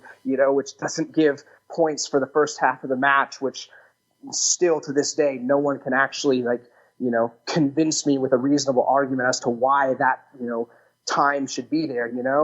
Some of the things that I haven't competed in, I never did compete EBI, but I've watched a lot of it, and it's, very sub only based. I thought the overtime thing was very creative. I don't necessarily agree with it, but I thought it was very creative. So I give it credit for that. So we just have too many different rule sets out there and too many different divisions that, in my opinion, it just waters down. Like there are so many diversified splits, in this art. And because of that, it's a very, very, I think it really waters down the evolution, especially on a majority scale across the board of our arts. And so I actually have written a rule set that I think would, kind of do its very best to account for everything. Now, when we start thinking about, competitions and rule sets and that kind of thing, any and all, even mixed martial arts falls short of, a no rules, self-defense altercation. Of course, everything will be. It's all sub-max. Because if we trained at max, usually max, at the end of the day, could very well mean death. That's real situations. If I choke you unconscious and I never let go, there's a really good high percentage you die, or you're brain damaged in some way or whatnot. Well, we don't want these kind of things. So there are rules in place to help protect against that. And so I get it. So all rule sets will fall short. Nevertheless, the rule sets are very important as to how we practice the art. And so it's a concept, like the rule set should approach the as correct as possible, the concept that I like to call burden of movement. And the current rule set right now does almost, actually the 25, some odd plus rule sets, to be more specific, that we have now, I don't think account for any of that the way that they should. I don't think it accounts for where the appropriate burden of movement should be, considering our art. And so for that reason, I will probably never return to professional grappling, which I've also made peace with. I have my academy. I love being an instructor. I love being a coach. I have dived full on into that and developing myself and continuing to develop myself as both an instructor and a coach, as well as a business owner as well, But like I said, if the appropriate, event, appropriate platform, an appropriate rule set presented itself, I might very well take it. So that's kind of like my answer to as to whether I'll ever return or not. Yeah. Without getting into the details of rule sets, I think you did an interesting job in saying, talking about movement and that sort of thing. The concept of burden of movement. Yes, that's interesting because there's definitely when you said that made sense to me. So are you interested in? Are you a fan of competitive grappling? Do you have anybody that you like that you keep your eye on? Or are you just not really? Honestly, no. I'm really not. But again, it's not that I don't follow. It's not that I don't keep up. It's not like I don't see highlights, posted on Instagram. Oh, that was cool. Oh, there are definitely good things that are happening, oh, there's a good moment there, whatnot, like I said, but my concept of burden of movement, I look at a lot of these matches and it's just like what happens. You can't blame the athletes, and I never have, but you can't blame the athletes for competing the way they're competing, or the strategy that approach that they take or whatnot, because it's at the end of the day the rules fall. That's why the the rules set is so important. And I just don't think that the rules place the appropriate, consequences, punishments, and rewards, for where the burden of movement should be, And so I speak from a perspective of, having fought mixed martial arts, and having seen the shortcomings of, the way I was, taught to grapple. And now I have to completely adapt that for fighting and whatnot. Like, I feel like it could have been done quite a bit more seamlessly if the rules had been different. There are too many safety nets, in our rule set right now that, I can, completely take advantage of, and that will not save you in a real, mixed martial arts or self-defense situation. And I feel like the rules could become, a lot closer to that. It's why I believe in a points only system. It's why I believe in an overtime system, and all the arguments as for, why not, just, in my, logical reasoning of arguments A through G, it falls short. And I've never had anyone be able to convince me otherwise that that's not what's happening. And so it's like, when you think about, like some of these sub only matches, like if I throw up, a BS omoplata attempt, we now have the very subjective nature that judges are now, are put in this predicament of trying to judge, well, how dangerous was that really? Yeah. And it's just like that. That should be taken away from the judges. To be honest, referees and judges should absolutely love the system that I continue to preach as the system I believe we should follow, because it very much takes refs' decisions out of their hands, takes advantages out of their hands. There's just far less that they have to worry about watching. It takes how dangerous was that attempt or not? It makes their jobs much easier. So they should be all for it as far as I'm concerned, because when you start really thinking about it, like if I throw up, 10 failed submission attempts from my closed guard, and I never, ever, ever have the burden of movement, of quote unquote losing the match to that I should have to get off my back or whatnot. If you take that and translate it over into, real mixed martial arts in a setting where said competitor has, an equal knowledge of skill, from a jiu-jitsu standpoint or whatnot, like basically I'll give you this example. Okay. Here, let's say I have just as much, if not more, jiu-jitsu skill knowledge as you do, so when it comes to, defending and shutting down your submission attempts from closed guard, chances are good across the board, more often than not, I would say probably 9 times out of 10, if not greater, maybe 9.5 times out of 10, I'm going to do more damage to you on top than you're going to be able to do damage-wise to me from bottom, because I'm going to hammer fist your face. That needs to be taken into account. And it's like, well, my closed guard, I would do this, that, and the other one. I was like, that's fine, but that probably means that, like, I'm approaching this from a standpoint, like I'll even ask you a question, Byron. Do you ever, or have you ever entered a training round or competitive match just already thinking, you know what, and someone you don't know, and thinking, I already know I just assume I'm so much better than said person. If I don't know them, I don't assume anything, I guess. Exactly. You don't assume you're better. And I've been beat up by guys who are real skinny and small. I've been beat up by big guys. Exactly. So it's just like you can't ever assume that you're that much better, that you're that much more skilled, that your guard is. If I'm just as skilled at guard passing as you are at, guard sweeping and submissions or whatnot, there's a good chance. That not 100% across the board. There's a good chance that more often than not, across the board, I kind of shut that down. And now it comes to, I don't necessarily, in a real situation, need to pass your guard to win this fight. I can just sit and hammer fist you in the face. Now, what we're doing is not mixed martial arts. We're not throwing punches. So in said regard, we want to see a continue evaluation and evolution of skill. I do believe that you are safer when you pass guard. So we do need to, in some form, incentivize the person on top to pass guard, we should do that with stricter, harsher stalling calls for both the guy on top and bottom. But we seem to just penalize or put it in the culture's mind, like, oh no, the guy on top, the burden is on him to pass and make things happen. That's not true. It should be completely the opposite, you know? So if I was to, kind of give a quick summation of what I believe, and there's a lot of small little details here and whatnot, but like if I was going to put a rule set out there that really makes sense, it would be a points only rule system.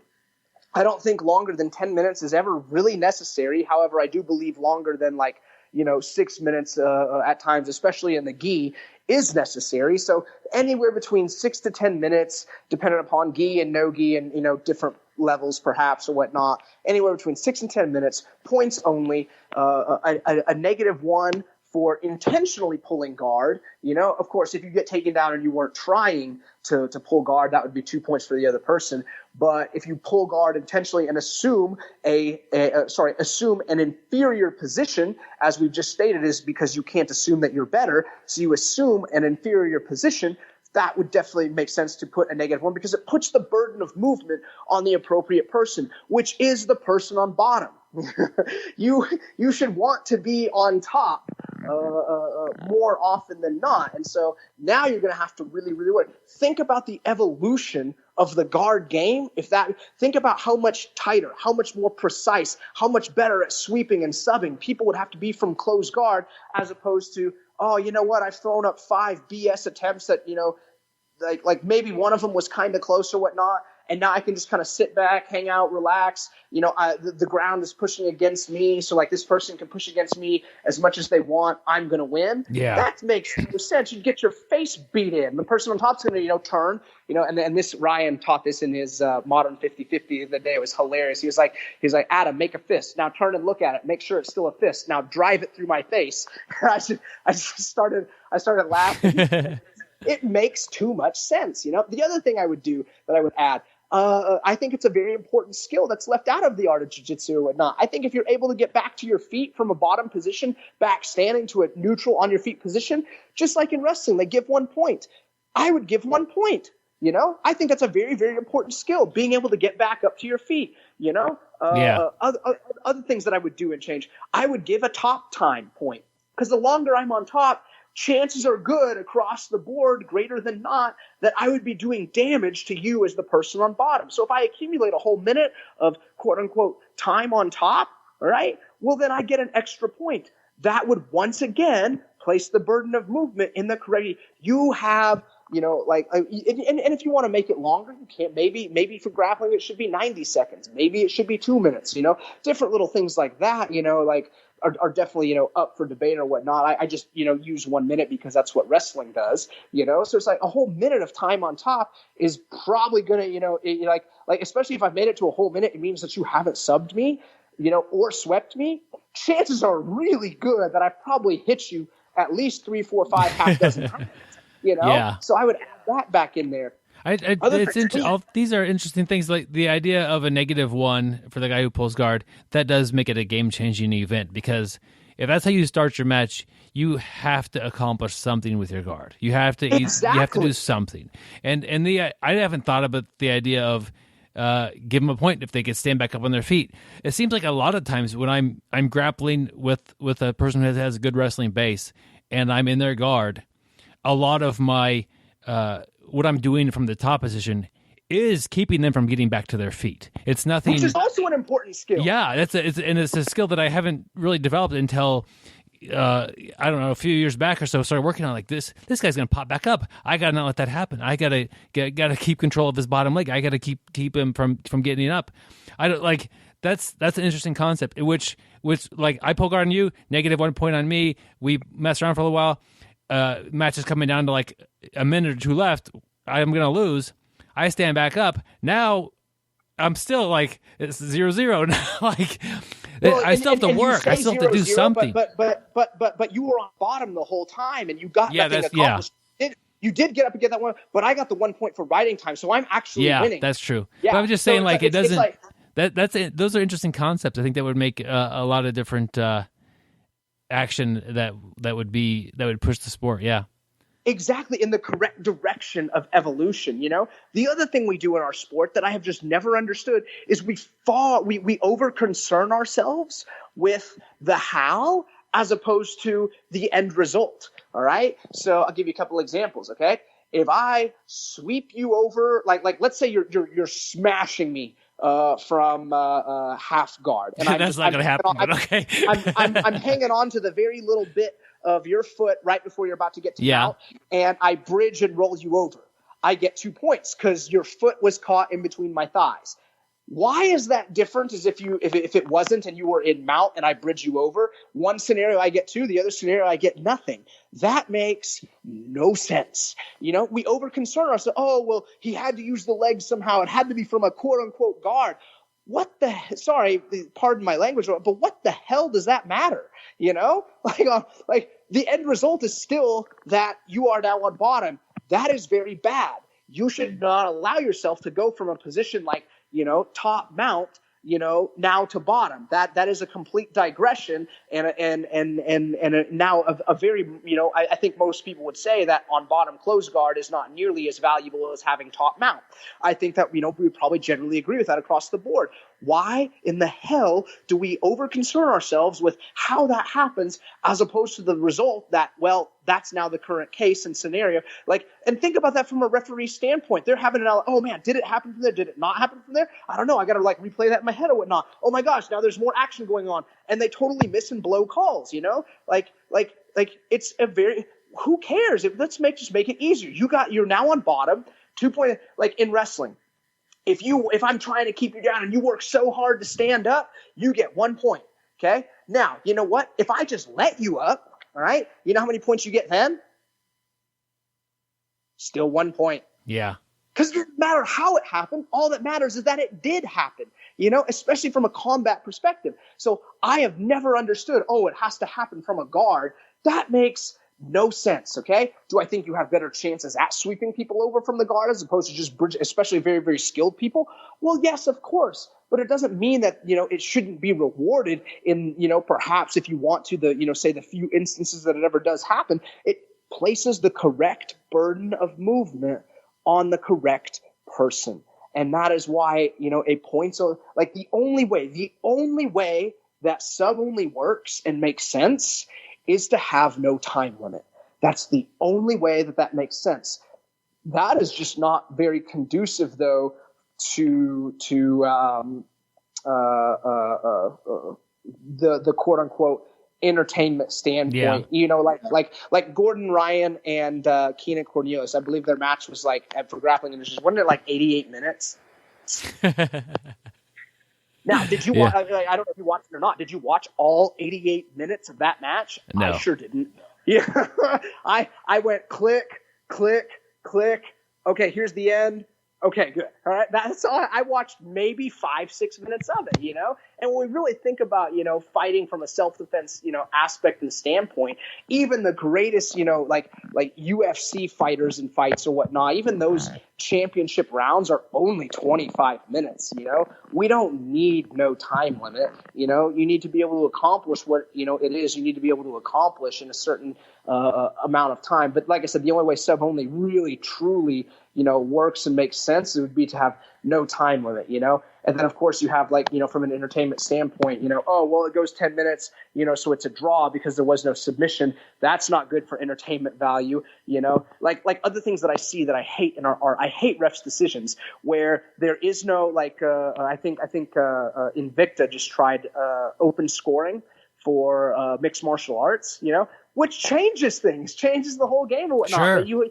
You have a ref's decision that happens based on some very subjective criteria that happens in a ref's head in a matter of usually maybe 20 or 30 seconds. And then I absolutely loathe seeing it. I hate seeing both guys get up and raise their hand and beat their chest like they both are trying to like sell that they won, and then one person is happy and then the other person is throwing a complete fit because they can't understand. If you have some sort of criteria overtime in place that takes that out of the ref's hands, I guarantee you more athletes will be able to deal with it. As not, okay, because they have no idea why they lost, none.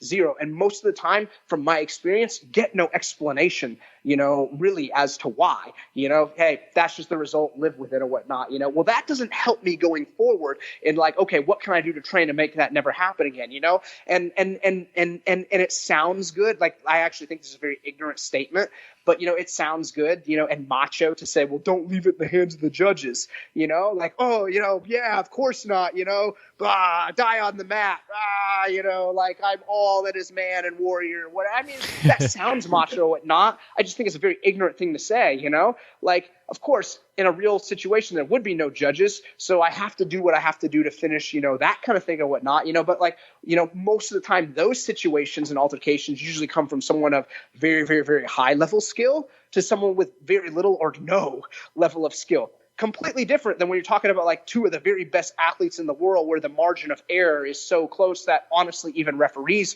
probably can't even see it when they have to make these decisions. If you put some like for me, I absolutely love, and I think it is very great. I think it's suspenseful to have a first to score overtime. If you want to, I think it's even a step up if you just want to have like an overtime period. In fact, and case in point to a lot of what I'm saying, other than, the guard pulling and standing back up, 1 point scenario, -1 scenario, I think probably some of the most exciting matches that I've ever, had in my career and seen take place happened in what was a tournament called the Ultimate Absolute.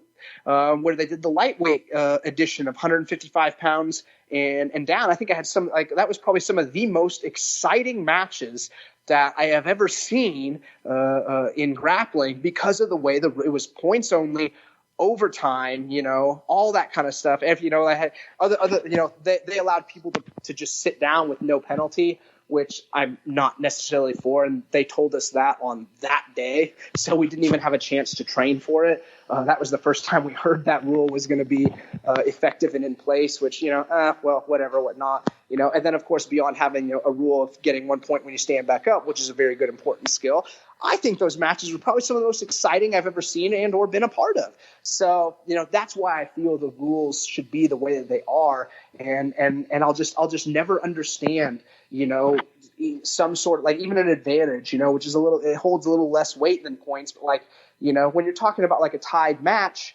and I'm on top and you've got maybe one advantage for a failed omoplata attempt, it's just like, and now you're just going to sit and hang out and just, kind of play defense, make sure I don't pass your guard. Like, that's not a very effective way to approach grappling and fighting in general. And therefore, I don't believe that system works, nor is driving the evolution of our art in the right direction. With so many different formats out there, and there are a lot of them, I think it's just a matter of time until somebody kind of adopts these ideas and puts this sort of a thing in front of us, and we'll see how it goes. But really, what are the objectives of our competition? What do we want to, and then work backwards from that and see the rules you want to bring on. But man, that's you do have a lot of well thought out opinions about competing and rule sets and rules are huge because they totally change the way we play the game. Like the last minute they throw in that they could pull guard and no penalty at all. Like, just sit down. Like, that changes the way you would have. I remember when you taught the seminar here, you said something as far as like you could shoot from way further distances in a jiu-jitsu tournament because the guy wants to pull guard, and if you get close enough, he will pull guard before you actually take your shot. So you shoot from really far away, and then you get your takedown because a lot of times they can't back up the takedown defense anyway. Exactly. So it just changes the entire approach and exactly everything that you're gonna do and your strategic approach, So like I said, like it's why I very, very, very, I'm very opinionated in what I believe, and I also think it holds a lot of weight because I did fight professional mixed martial arts, if not for a long time or even at the most elite level, I fought at a pretty good high. I mean, I was, potentially one fight away from being in the UFC, So I think, my opinion, is one, well thought out, and two, comes from a realm of, like I said, I've competed in wrestling to the level I did. I competed in multiple jiu-jitsu rule sets, to the level I did. I did fight professionally or whatnot. It's not like I'm speaking, quote unquote, out of turn as to having never done one of these arts. And I think, my experience in the grappling arts and, professional MMA give me very good validation for my reasoning and beliefs in the way that our rules should be presented for our art. Yeah. Justin, I've had a blast talking with you today. What's a good way to somebody get a hold of you or train with you or just follow you online? Yeah, I mean, you can follow me. I'm still on Instagram at Darth Rader 86. And I'm on Facebook at facebook.com/DarthRader86. And, of course, definitely, follow me and everything we're doing at my new academy on Instagram at legacy.martialarts and legacymartialarts.lma on Facebook. Because, I wish we had gotten a little bit more time to talk about that, too. Yeah, let's talk about this. Let's do it. Hey, you want to do it? Yeah, let's talk about Legacy Martial Arts. Legacy martial arts is what I decided to call it. And that was an idea that was born to me back in 2013. Of course, it has always been my goal and dream to own and run my own martial arts academy and martial arts team. And so, again, thinking very, specifically about the language that we use, I was like, okay, well, what is it I want my academy to really accomplish? And that, when I kind of really figured that out, it kind of led me to a very, very, what I believe a very powerful word is, and I just, used the word legacy.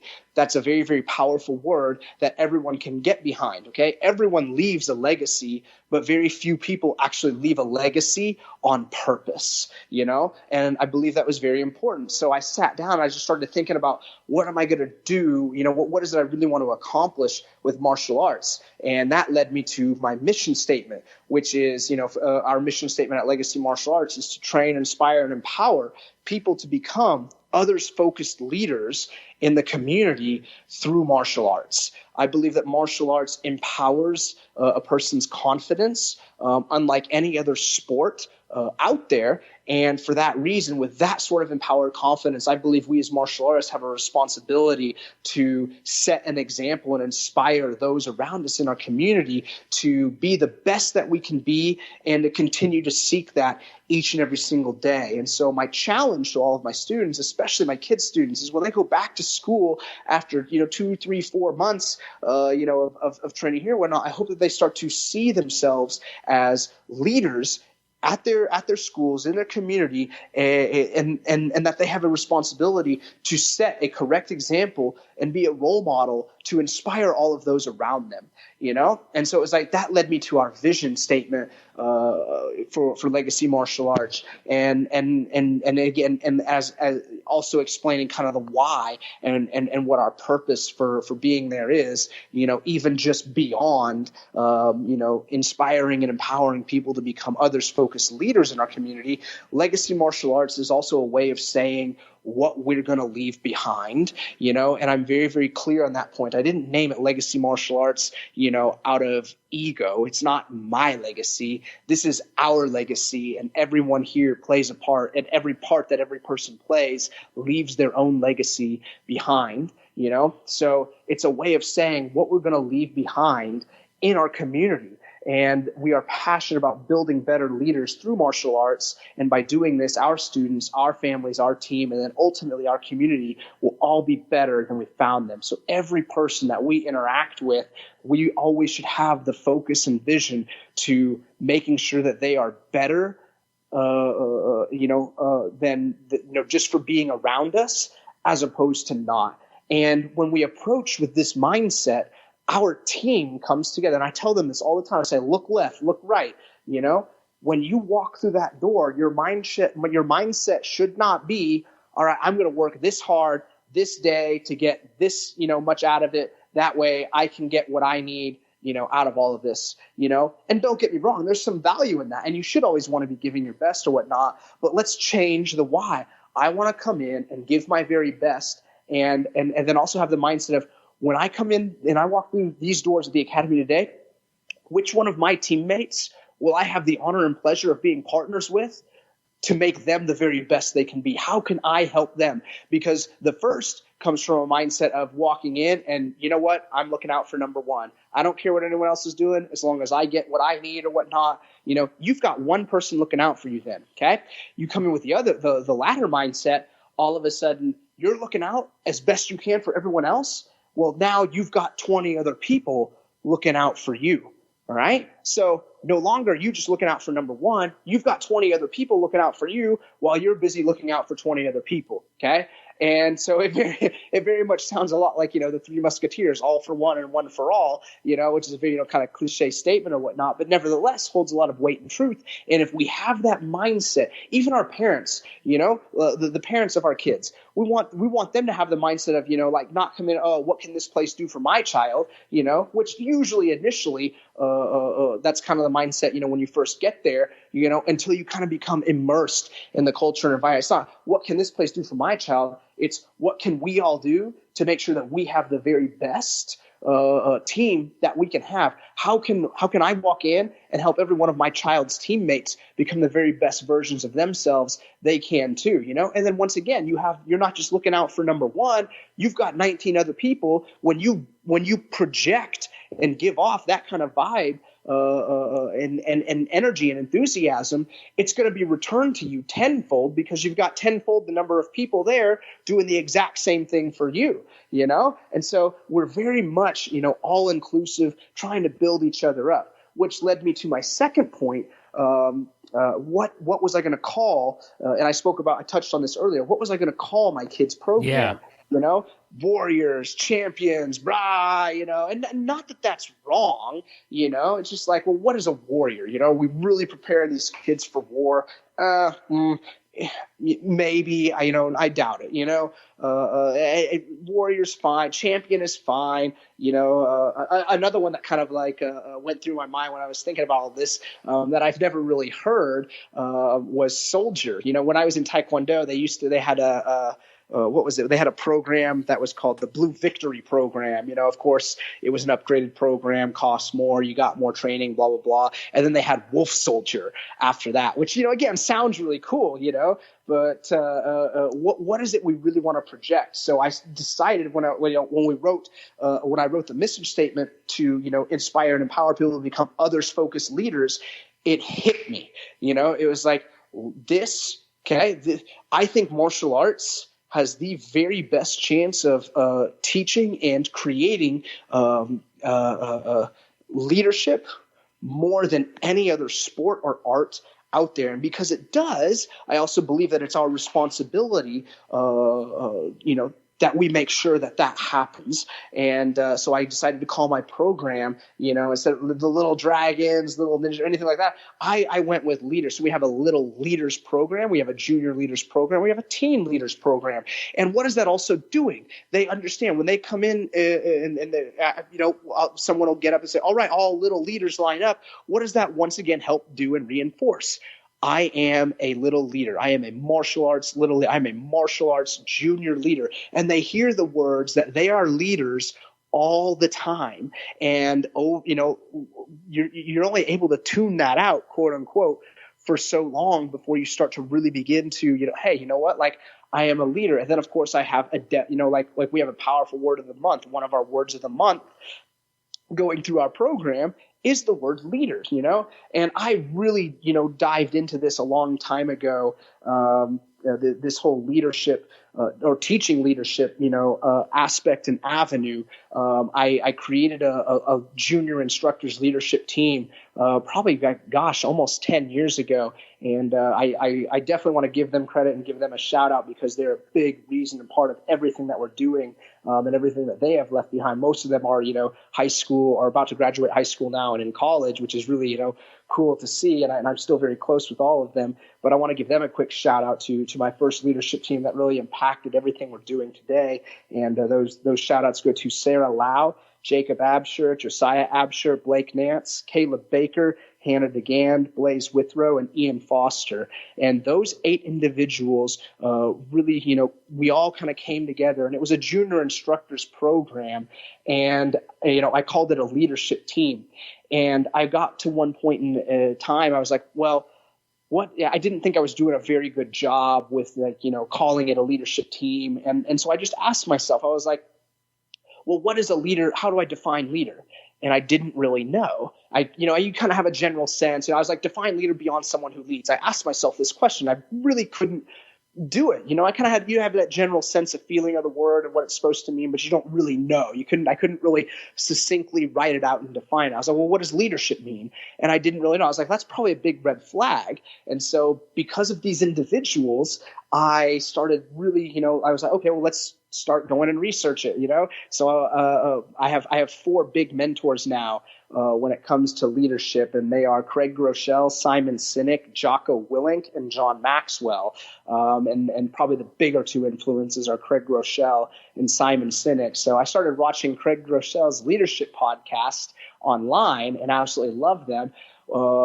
He quotes Simon Sinek like 2 or 3 times in his first couple of leadership podcasts. I was like, man, if someone that I respect this much is quoting another person this much, I probably should look into them. So I just looked into Simon Sinek, and the very first thing that popped up was his Leaders Eat Last talk, and that talk changed my entire life, changed my entire outlook, changed my entire perspective on how I approach everything. And so he defines leader as someone who will put themselves at risk to help other people, even at cost of their own self-interest. When times are bad, when times are tough, leaders are the ones who are the first to lay down the perks that they get of being the leader to make sure that everyone else is taken care of.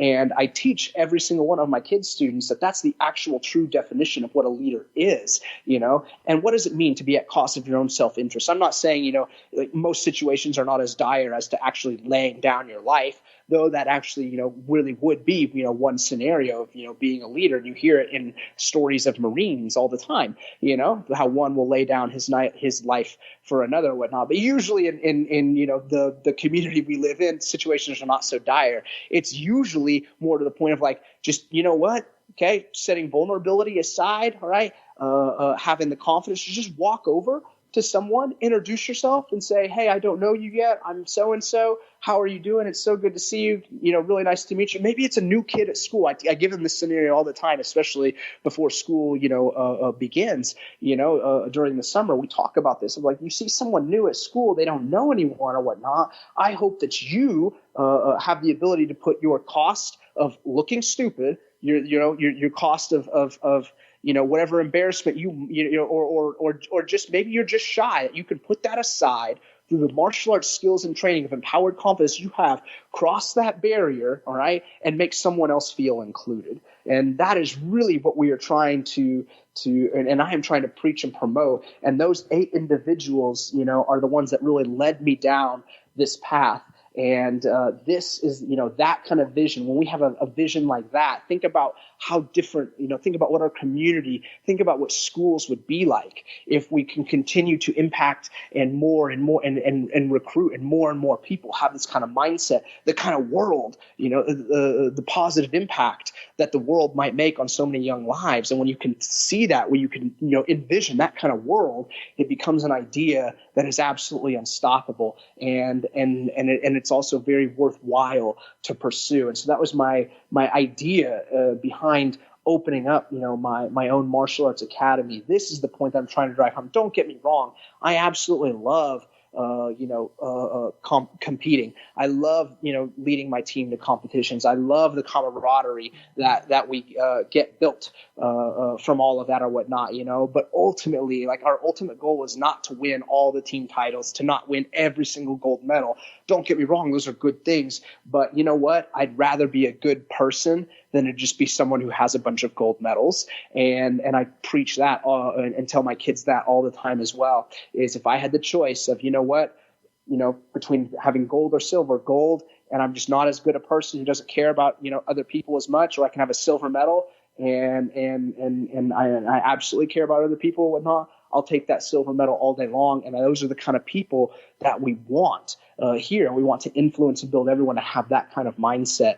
And usually, normally, when you start to have that kind of mindset, what everyone is doing for the team, we have a bigger and bigger and stronger team each and every single day. More good results are almost assured to follow. But even if they don't, it's still a worthwhile goal. And then, of course, the last step to all of that is making sure that they become not just followers of all of those, but that they are actually able to influence others. So the last very special story to all of this is I sat those first 8 kids down one day because it just so profoundly changed my life. And I had them watch this same talk called Leaders Eat Last by Simon Sinek. So that leadership team that I created, that I built with those first 8 individuals, for the first part of it, I was kind of the leader of that group, until I was eventually surpassed by one of my own students. And Simon Sinek says it all the time. It's like, if your relationship with your mentees is always mentor-mentee,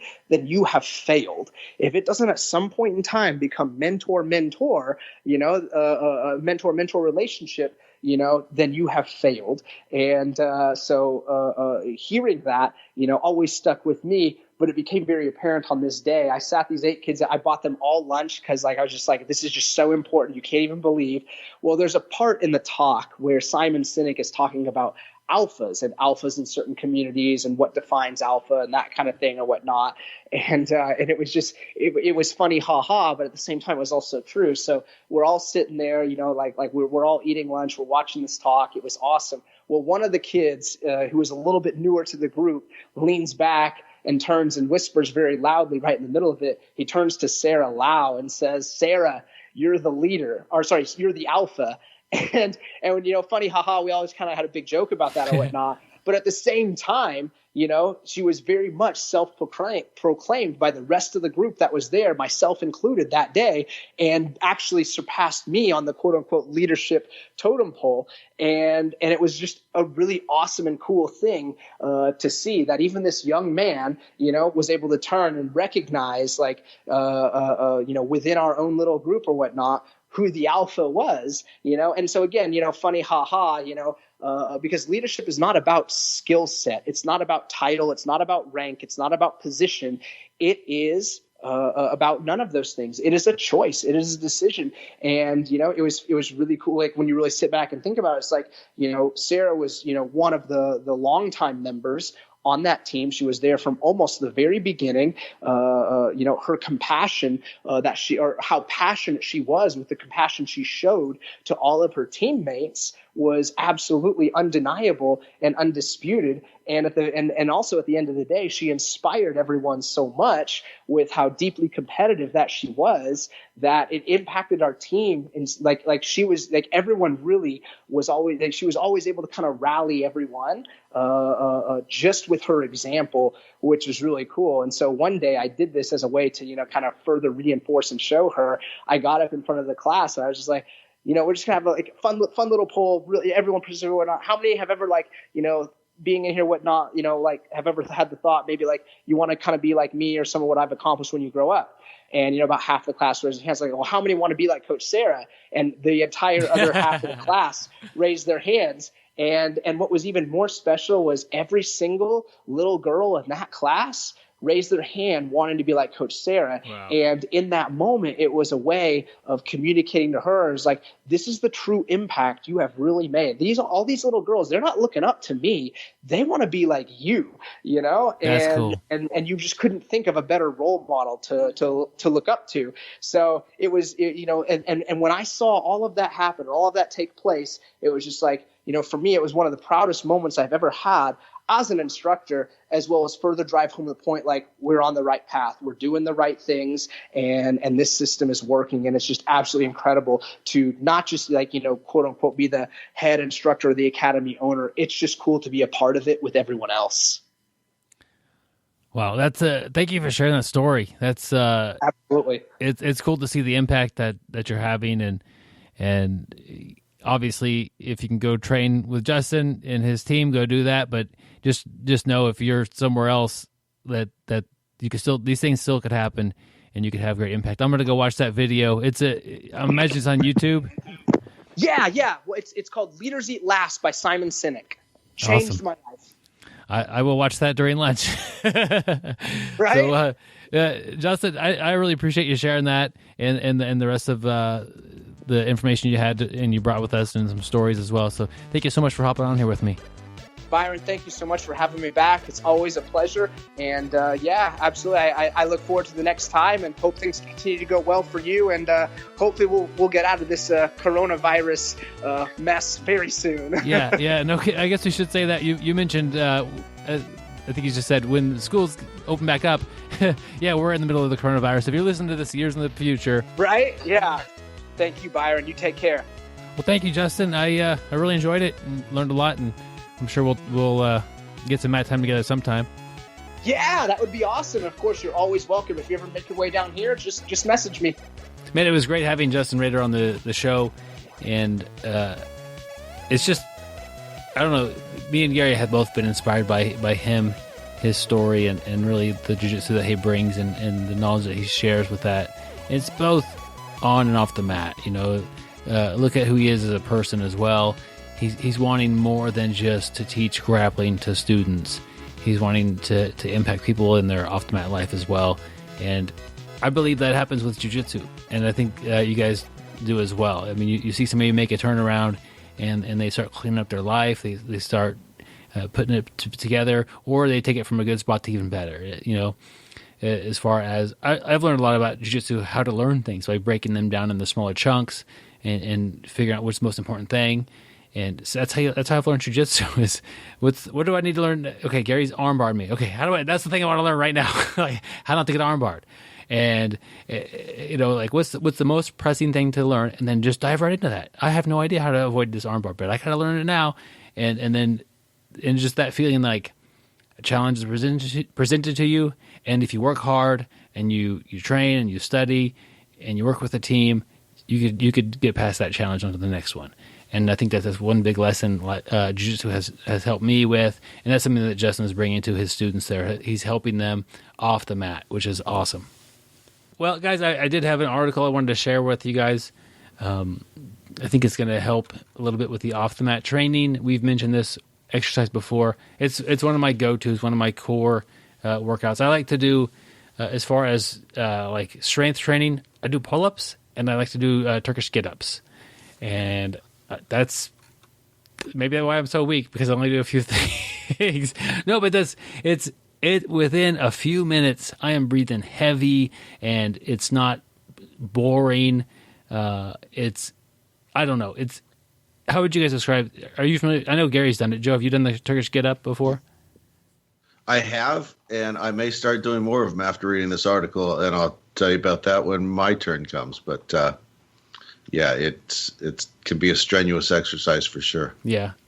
So there's pictures. If you check out the article, if you're not familiar with the Turkish get up, you lay on your back, you hold a weight in one arm, and you kind of press the arm up, the arm with the weight, of course. And then you sit up, and then the pictures don't do a real good job of doing it justice. You kind of do like a technical stand up, and then you stand up tall with the weight, and then you kind of do the reverse to get back down. It talks about all the muscle groups and stuff like that. Works balance as well. When I start to get tired, It's harder to balance that thing, and I'm really I've never dropped it, never had it fall over on me or whatever, but I've quit because I think I better not do that again. How much weight are you using, Byron? I think he uses a soup can. I should go grab it and see. I think it's 16 kilograms. Okay, a follow-up question for you. When you learned it, did you just see somebody do the Turkish get up or maybe an instructional on it and you thought, I can do that, and you just taught yourself? Or did you do any sort of build-up like this guy talks about in his article? I interviewed Ken Blackburn, and so 16 kilograms is 35 pounds. He literally mailed me this thing. Oh, nice. As a super nice guy that he is, and I had discussed with him on the interview process what's a good workouts for it, and he I think he recommended that one. I'll do some swings sometimes with it too, but I just enjoy the Turkish get up. And I think I had an idea. I think I had used some lighter ones and some practice before, but no, they give some good ideas of how to kind of get into it. But Or Byron, you talked about the pictures don't do it justice, but the great thing of this article is it's got 2 or 3 different videos on how to do it too. You got one from Steve Cotter, and you got 2 from Jason Brown. So the videos are great too. So the pictures, like you said, don't do it justice, but check the videos out. Yeah, and if you got shoulder problems, the one by Steve Cotter is nice, and I'll tell you why. When I put a lot of weight on my shoulder and then manipulate the angle, twist it like wrestler sit-outs or technical stand-ups, man, that's tough on my shoulders. Yeah. Joe, I'm the same way. Yeah. Yeah. So he showed a variation where you can kind of switch your feet and sort of skip that to an extent, and I think that's going to make this a much more doable exercise for me. Hey Byron, do you remember back in the day that Joe Belden, this was probably 10 years ago, used to come to jiu-jitsu on Saturday morning, and he would teach us how to do kettlebells in the morning? Yep, I remember that. That was... Man, I used to spend my whole first hour just getting personal lessons from him, and, he would show me how to do swings, 1-arm swings, 2-arm swings, but I just remember him spending a whole hour with me trying to learn the Turkish get-up. Yeah, so it's a really simple exercise. I think it's I guess you could say an arm bar is simple, but there's a lot to it and a lot of little details that make it better or more efficient. But there's enough engagement of your mind, I think, is kind of why I enjoy it as well, because I really need to. I can't just go on autopilot and do, like when I do pull-ups, I just do pull-ups. I go autopilot. I'll do so many sets of 10, or sometimes I'll do 5 every minute until I kind of get too tired to continue. It's 20 to 30 minutes later. It's like I'm exhausted. That's one way that I like to do pull-ups. But really, they're kind of, I don't think at all. My body just doesn't. But the Turkish get-up is I'm thinking, where's the weight? Where's the, center of gravity? Where's the sort of thing? It's maybe just because I'm, not real great at it right now. But I enjoy that aspect of it. The best thing is when you look at the main muscle groups worked: lower back, middle back, traps, lats, shoulders, biceps, triceps, forearms, abs, obliques, chest, abductors, quads, calves, butt, hips, hamstring. How can you go wrong with that in one exercise? Yeah, I'm going to work my butt, man. I've noticed your butt does look nice in your grappling shorts now. I didn't expect that to come out of you, Gary. Yeah, it does now. Man, the one time we complimented each other on the podcast, and that's what it is. Well, I'm gonna go put my shorts back, my grappling shorts on, and walk around the house for the rest of the day with with a good attitude. See, I just made your day. You did. I have a theory on that, and I know it's true for me personally, but a lot of people can go years on a good compliment, and as your compliment was just fake, or it was, you're being funny. But like, if somebody randomly tells me that shirt looks good on you, or hey, I like your hat, whatever, every time I put that hat on for the next couple of years, I'm gonna remember that. And maybe it's just I don't get a lot of compliments, but so I try to be pretty liberal with my compliments to people. If I see something that is, interesting about them, or something that they look like they worked hard on, or if they're wearing a shirt that that they had to earn, like it says something about a marathon or whatever. Like I always try to comment about that in a nice way, not like a creepy way like Gary might do, but. Well, that's why you're a good coach. You think about jiu-jitsu. Jiu-jitsu's tough, especially when you first start. And I know we've talked about that's what we try to do. We try to keep people into jiu-jitsu, and the first year is the hardest, and that's why we have Byron's audio book, Your First Year in Jiu-Jitsu. Real quick, check it out in the BjjBrick shop. But as a teacher, and helping other people at jiu-jitsu, the compliments, the little things go a long way. And anything. I mean, not jujitsu, but you're telling, you see somebody's shirt and it says, 5K, run, and you talk to them about that. And, little things like that go a long way. It can change somebody's day. They could be having a rough day and you give them a little compliment, and, it works everything. I mean, your job, I know we talked about the other day or the other episode that, you're probably a lot easier on the rookies at your job there, Byron. And those people are probably going to perform better. And, just a little bit of compliments and, a positive attitude, it goes a long way. Yeah. Easier, I think you set expectations high and it's not easy, but definitely nice or polite. But, if they fail to meet expectations, that's not an easy day for them. Not that we're like hazing them. We're fixing problems. We're not going to wash it underneath the brush under the rug. I don't know where you wash the problem. Wash it down the drain. I about put a tool bag in there, Gary. Just don't throw the baby out with the bathwater. There you go. You'll be fine. Okay, now since you guys both brought those up, are you guys playing a joke on me? That's the Sometimes things just work out, Gary. It's not like we were planning on it, but especially now that I go back that you guys were both on the phone before I came on the phone. So who knows? Maybe you guys are playing a joke on me this episode, which I have actually never caught once when you guys have been playing on an episode. We just never admit to it. Yeah. But you could give me a compliment, Byron, and say, hey, good job, Gary, for picking that up. Yeah, good job, Gary, for being suspicious when it was untimely. I never did say the article is called "The Turkish Get Up," the #1 strength exercise for BJJ. It's on BjjEE. That's for EasternEurope.com. Never did mention that. And there'll be a link to that in the show notes as well. Just want to make sure that give them credit for that. But yeah, Gary, if someone's new to the podcast, Gary has a right to be suspicious. Yeah. Definitely have a right. Yeah. As I'm seeing more and more of my jiu-jitsu family complain about not being able to train, and it's a hard time to this COVID-19 thing, and it's kind of taken away our jiu-jitsu. I'm a little disappointed at some people that have just quit exercise altogether.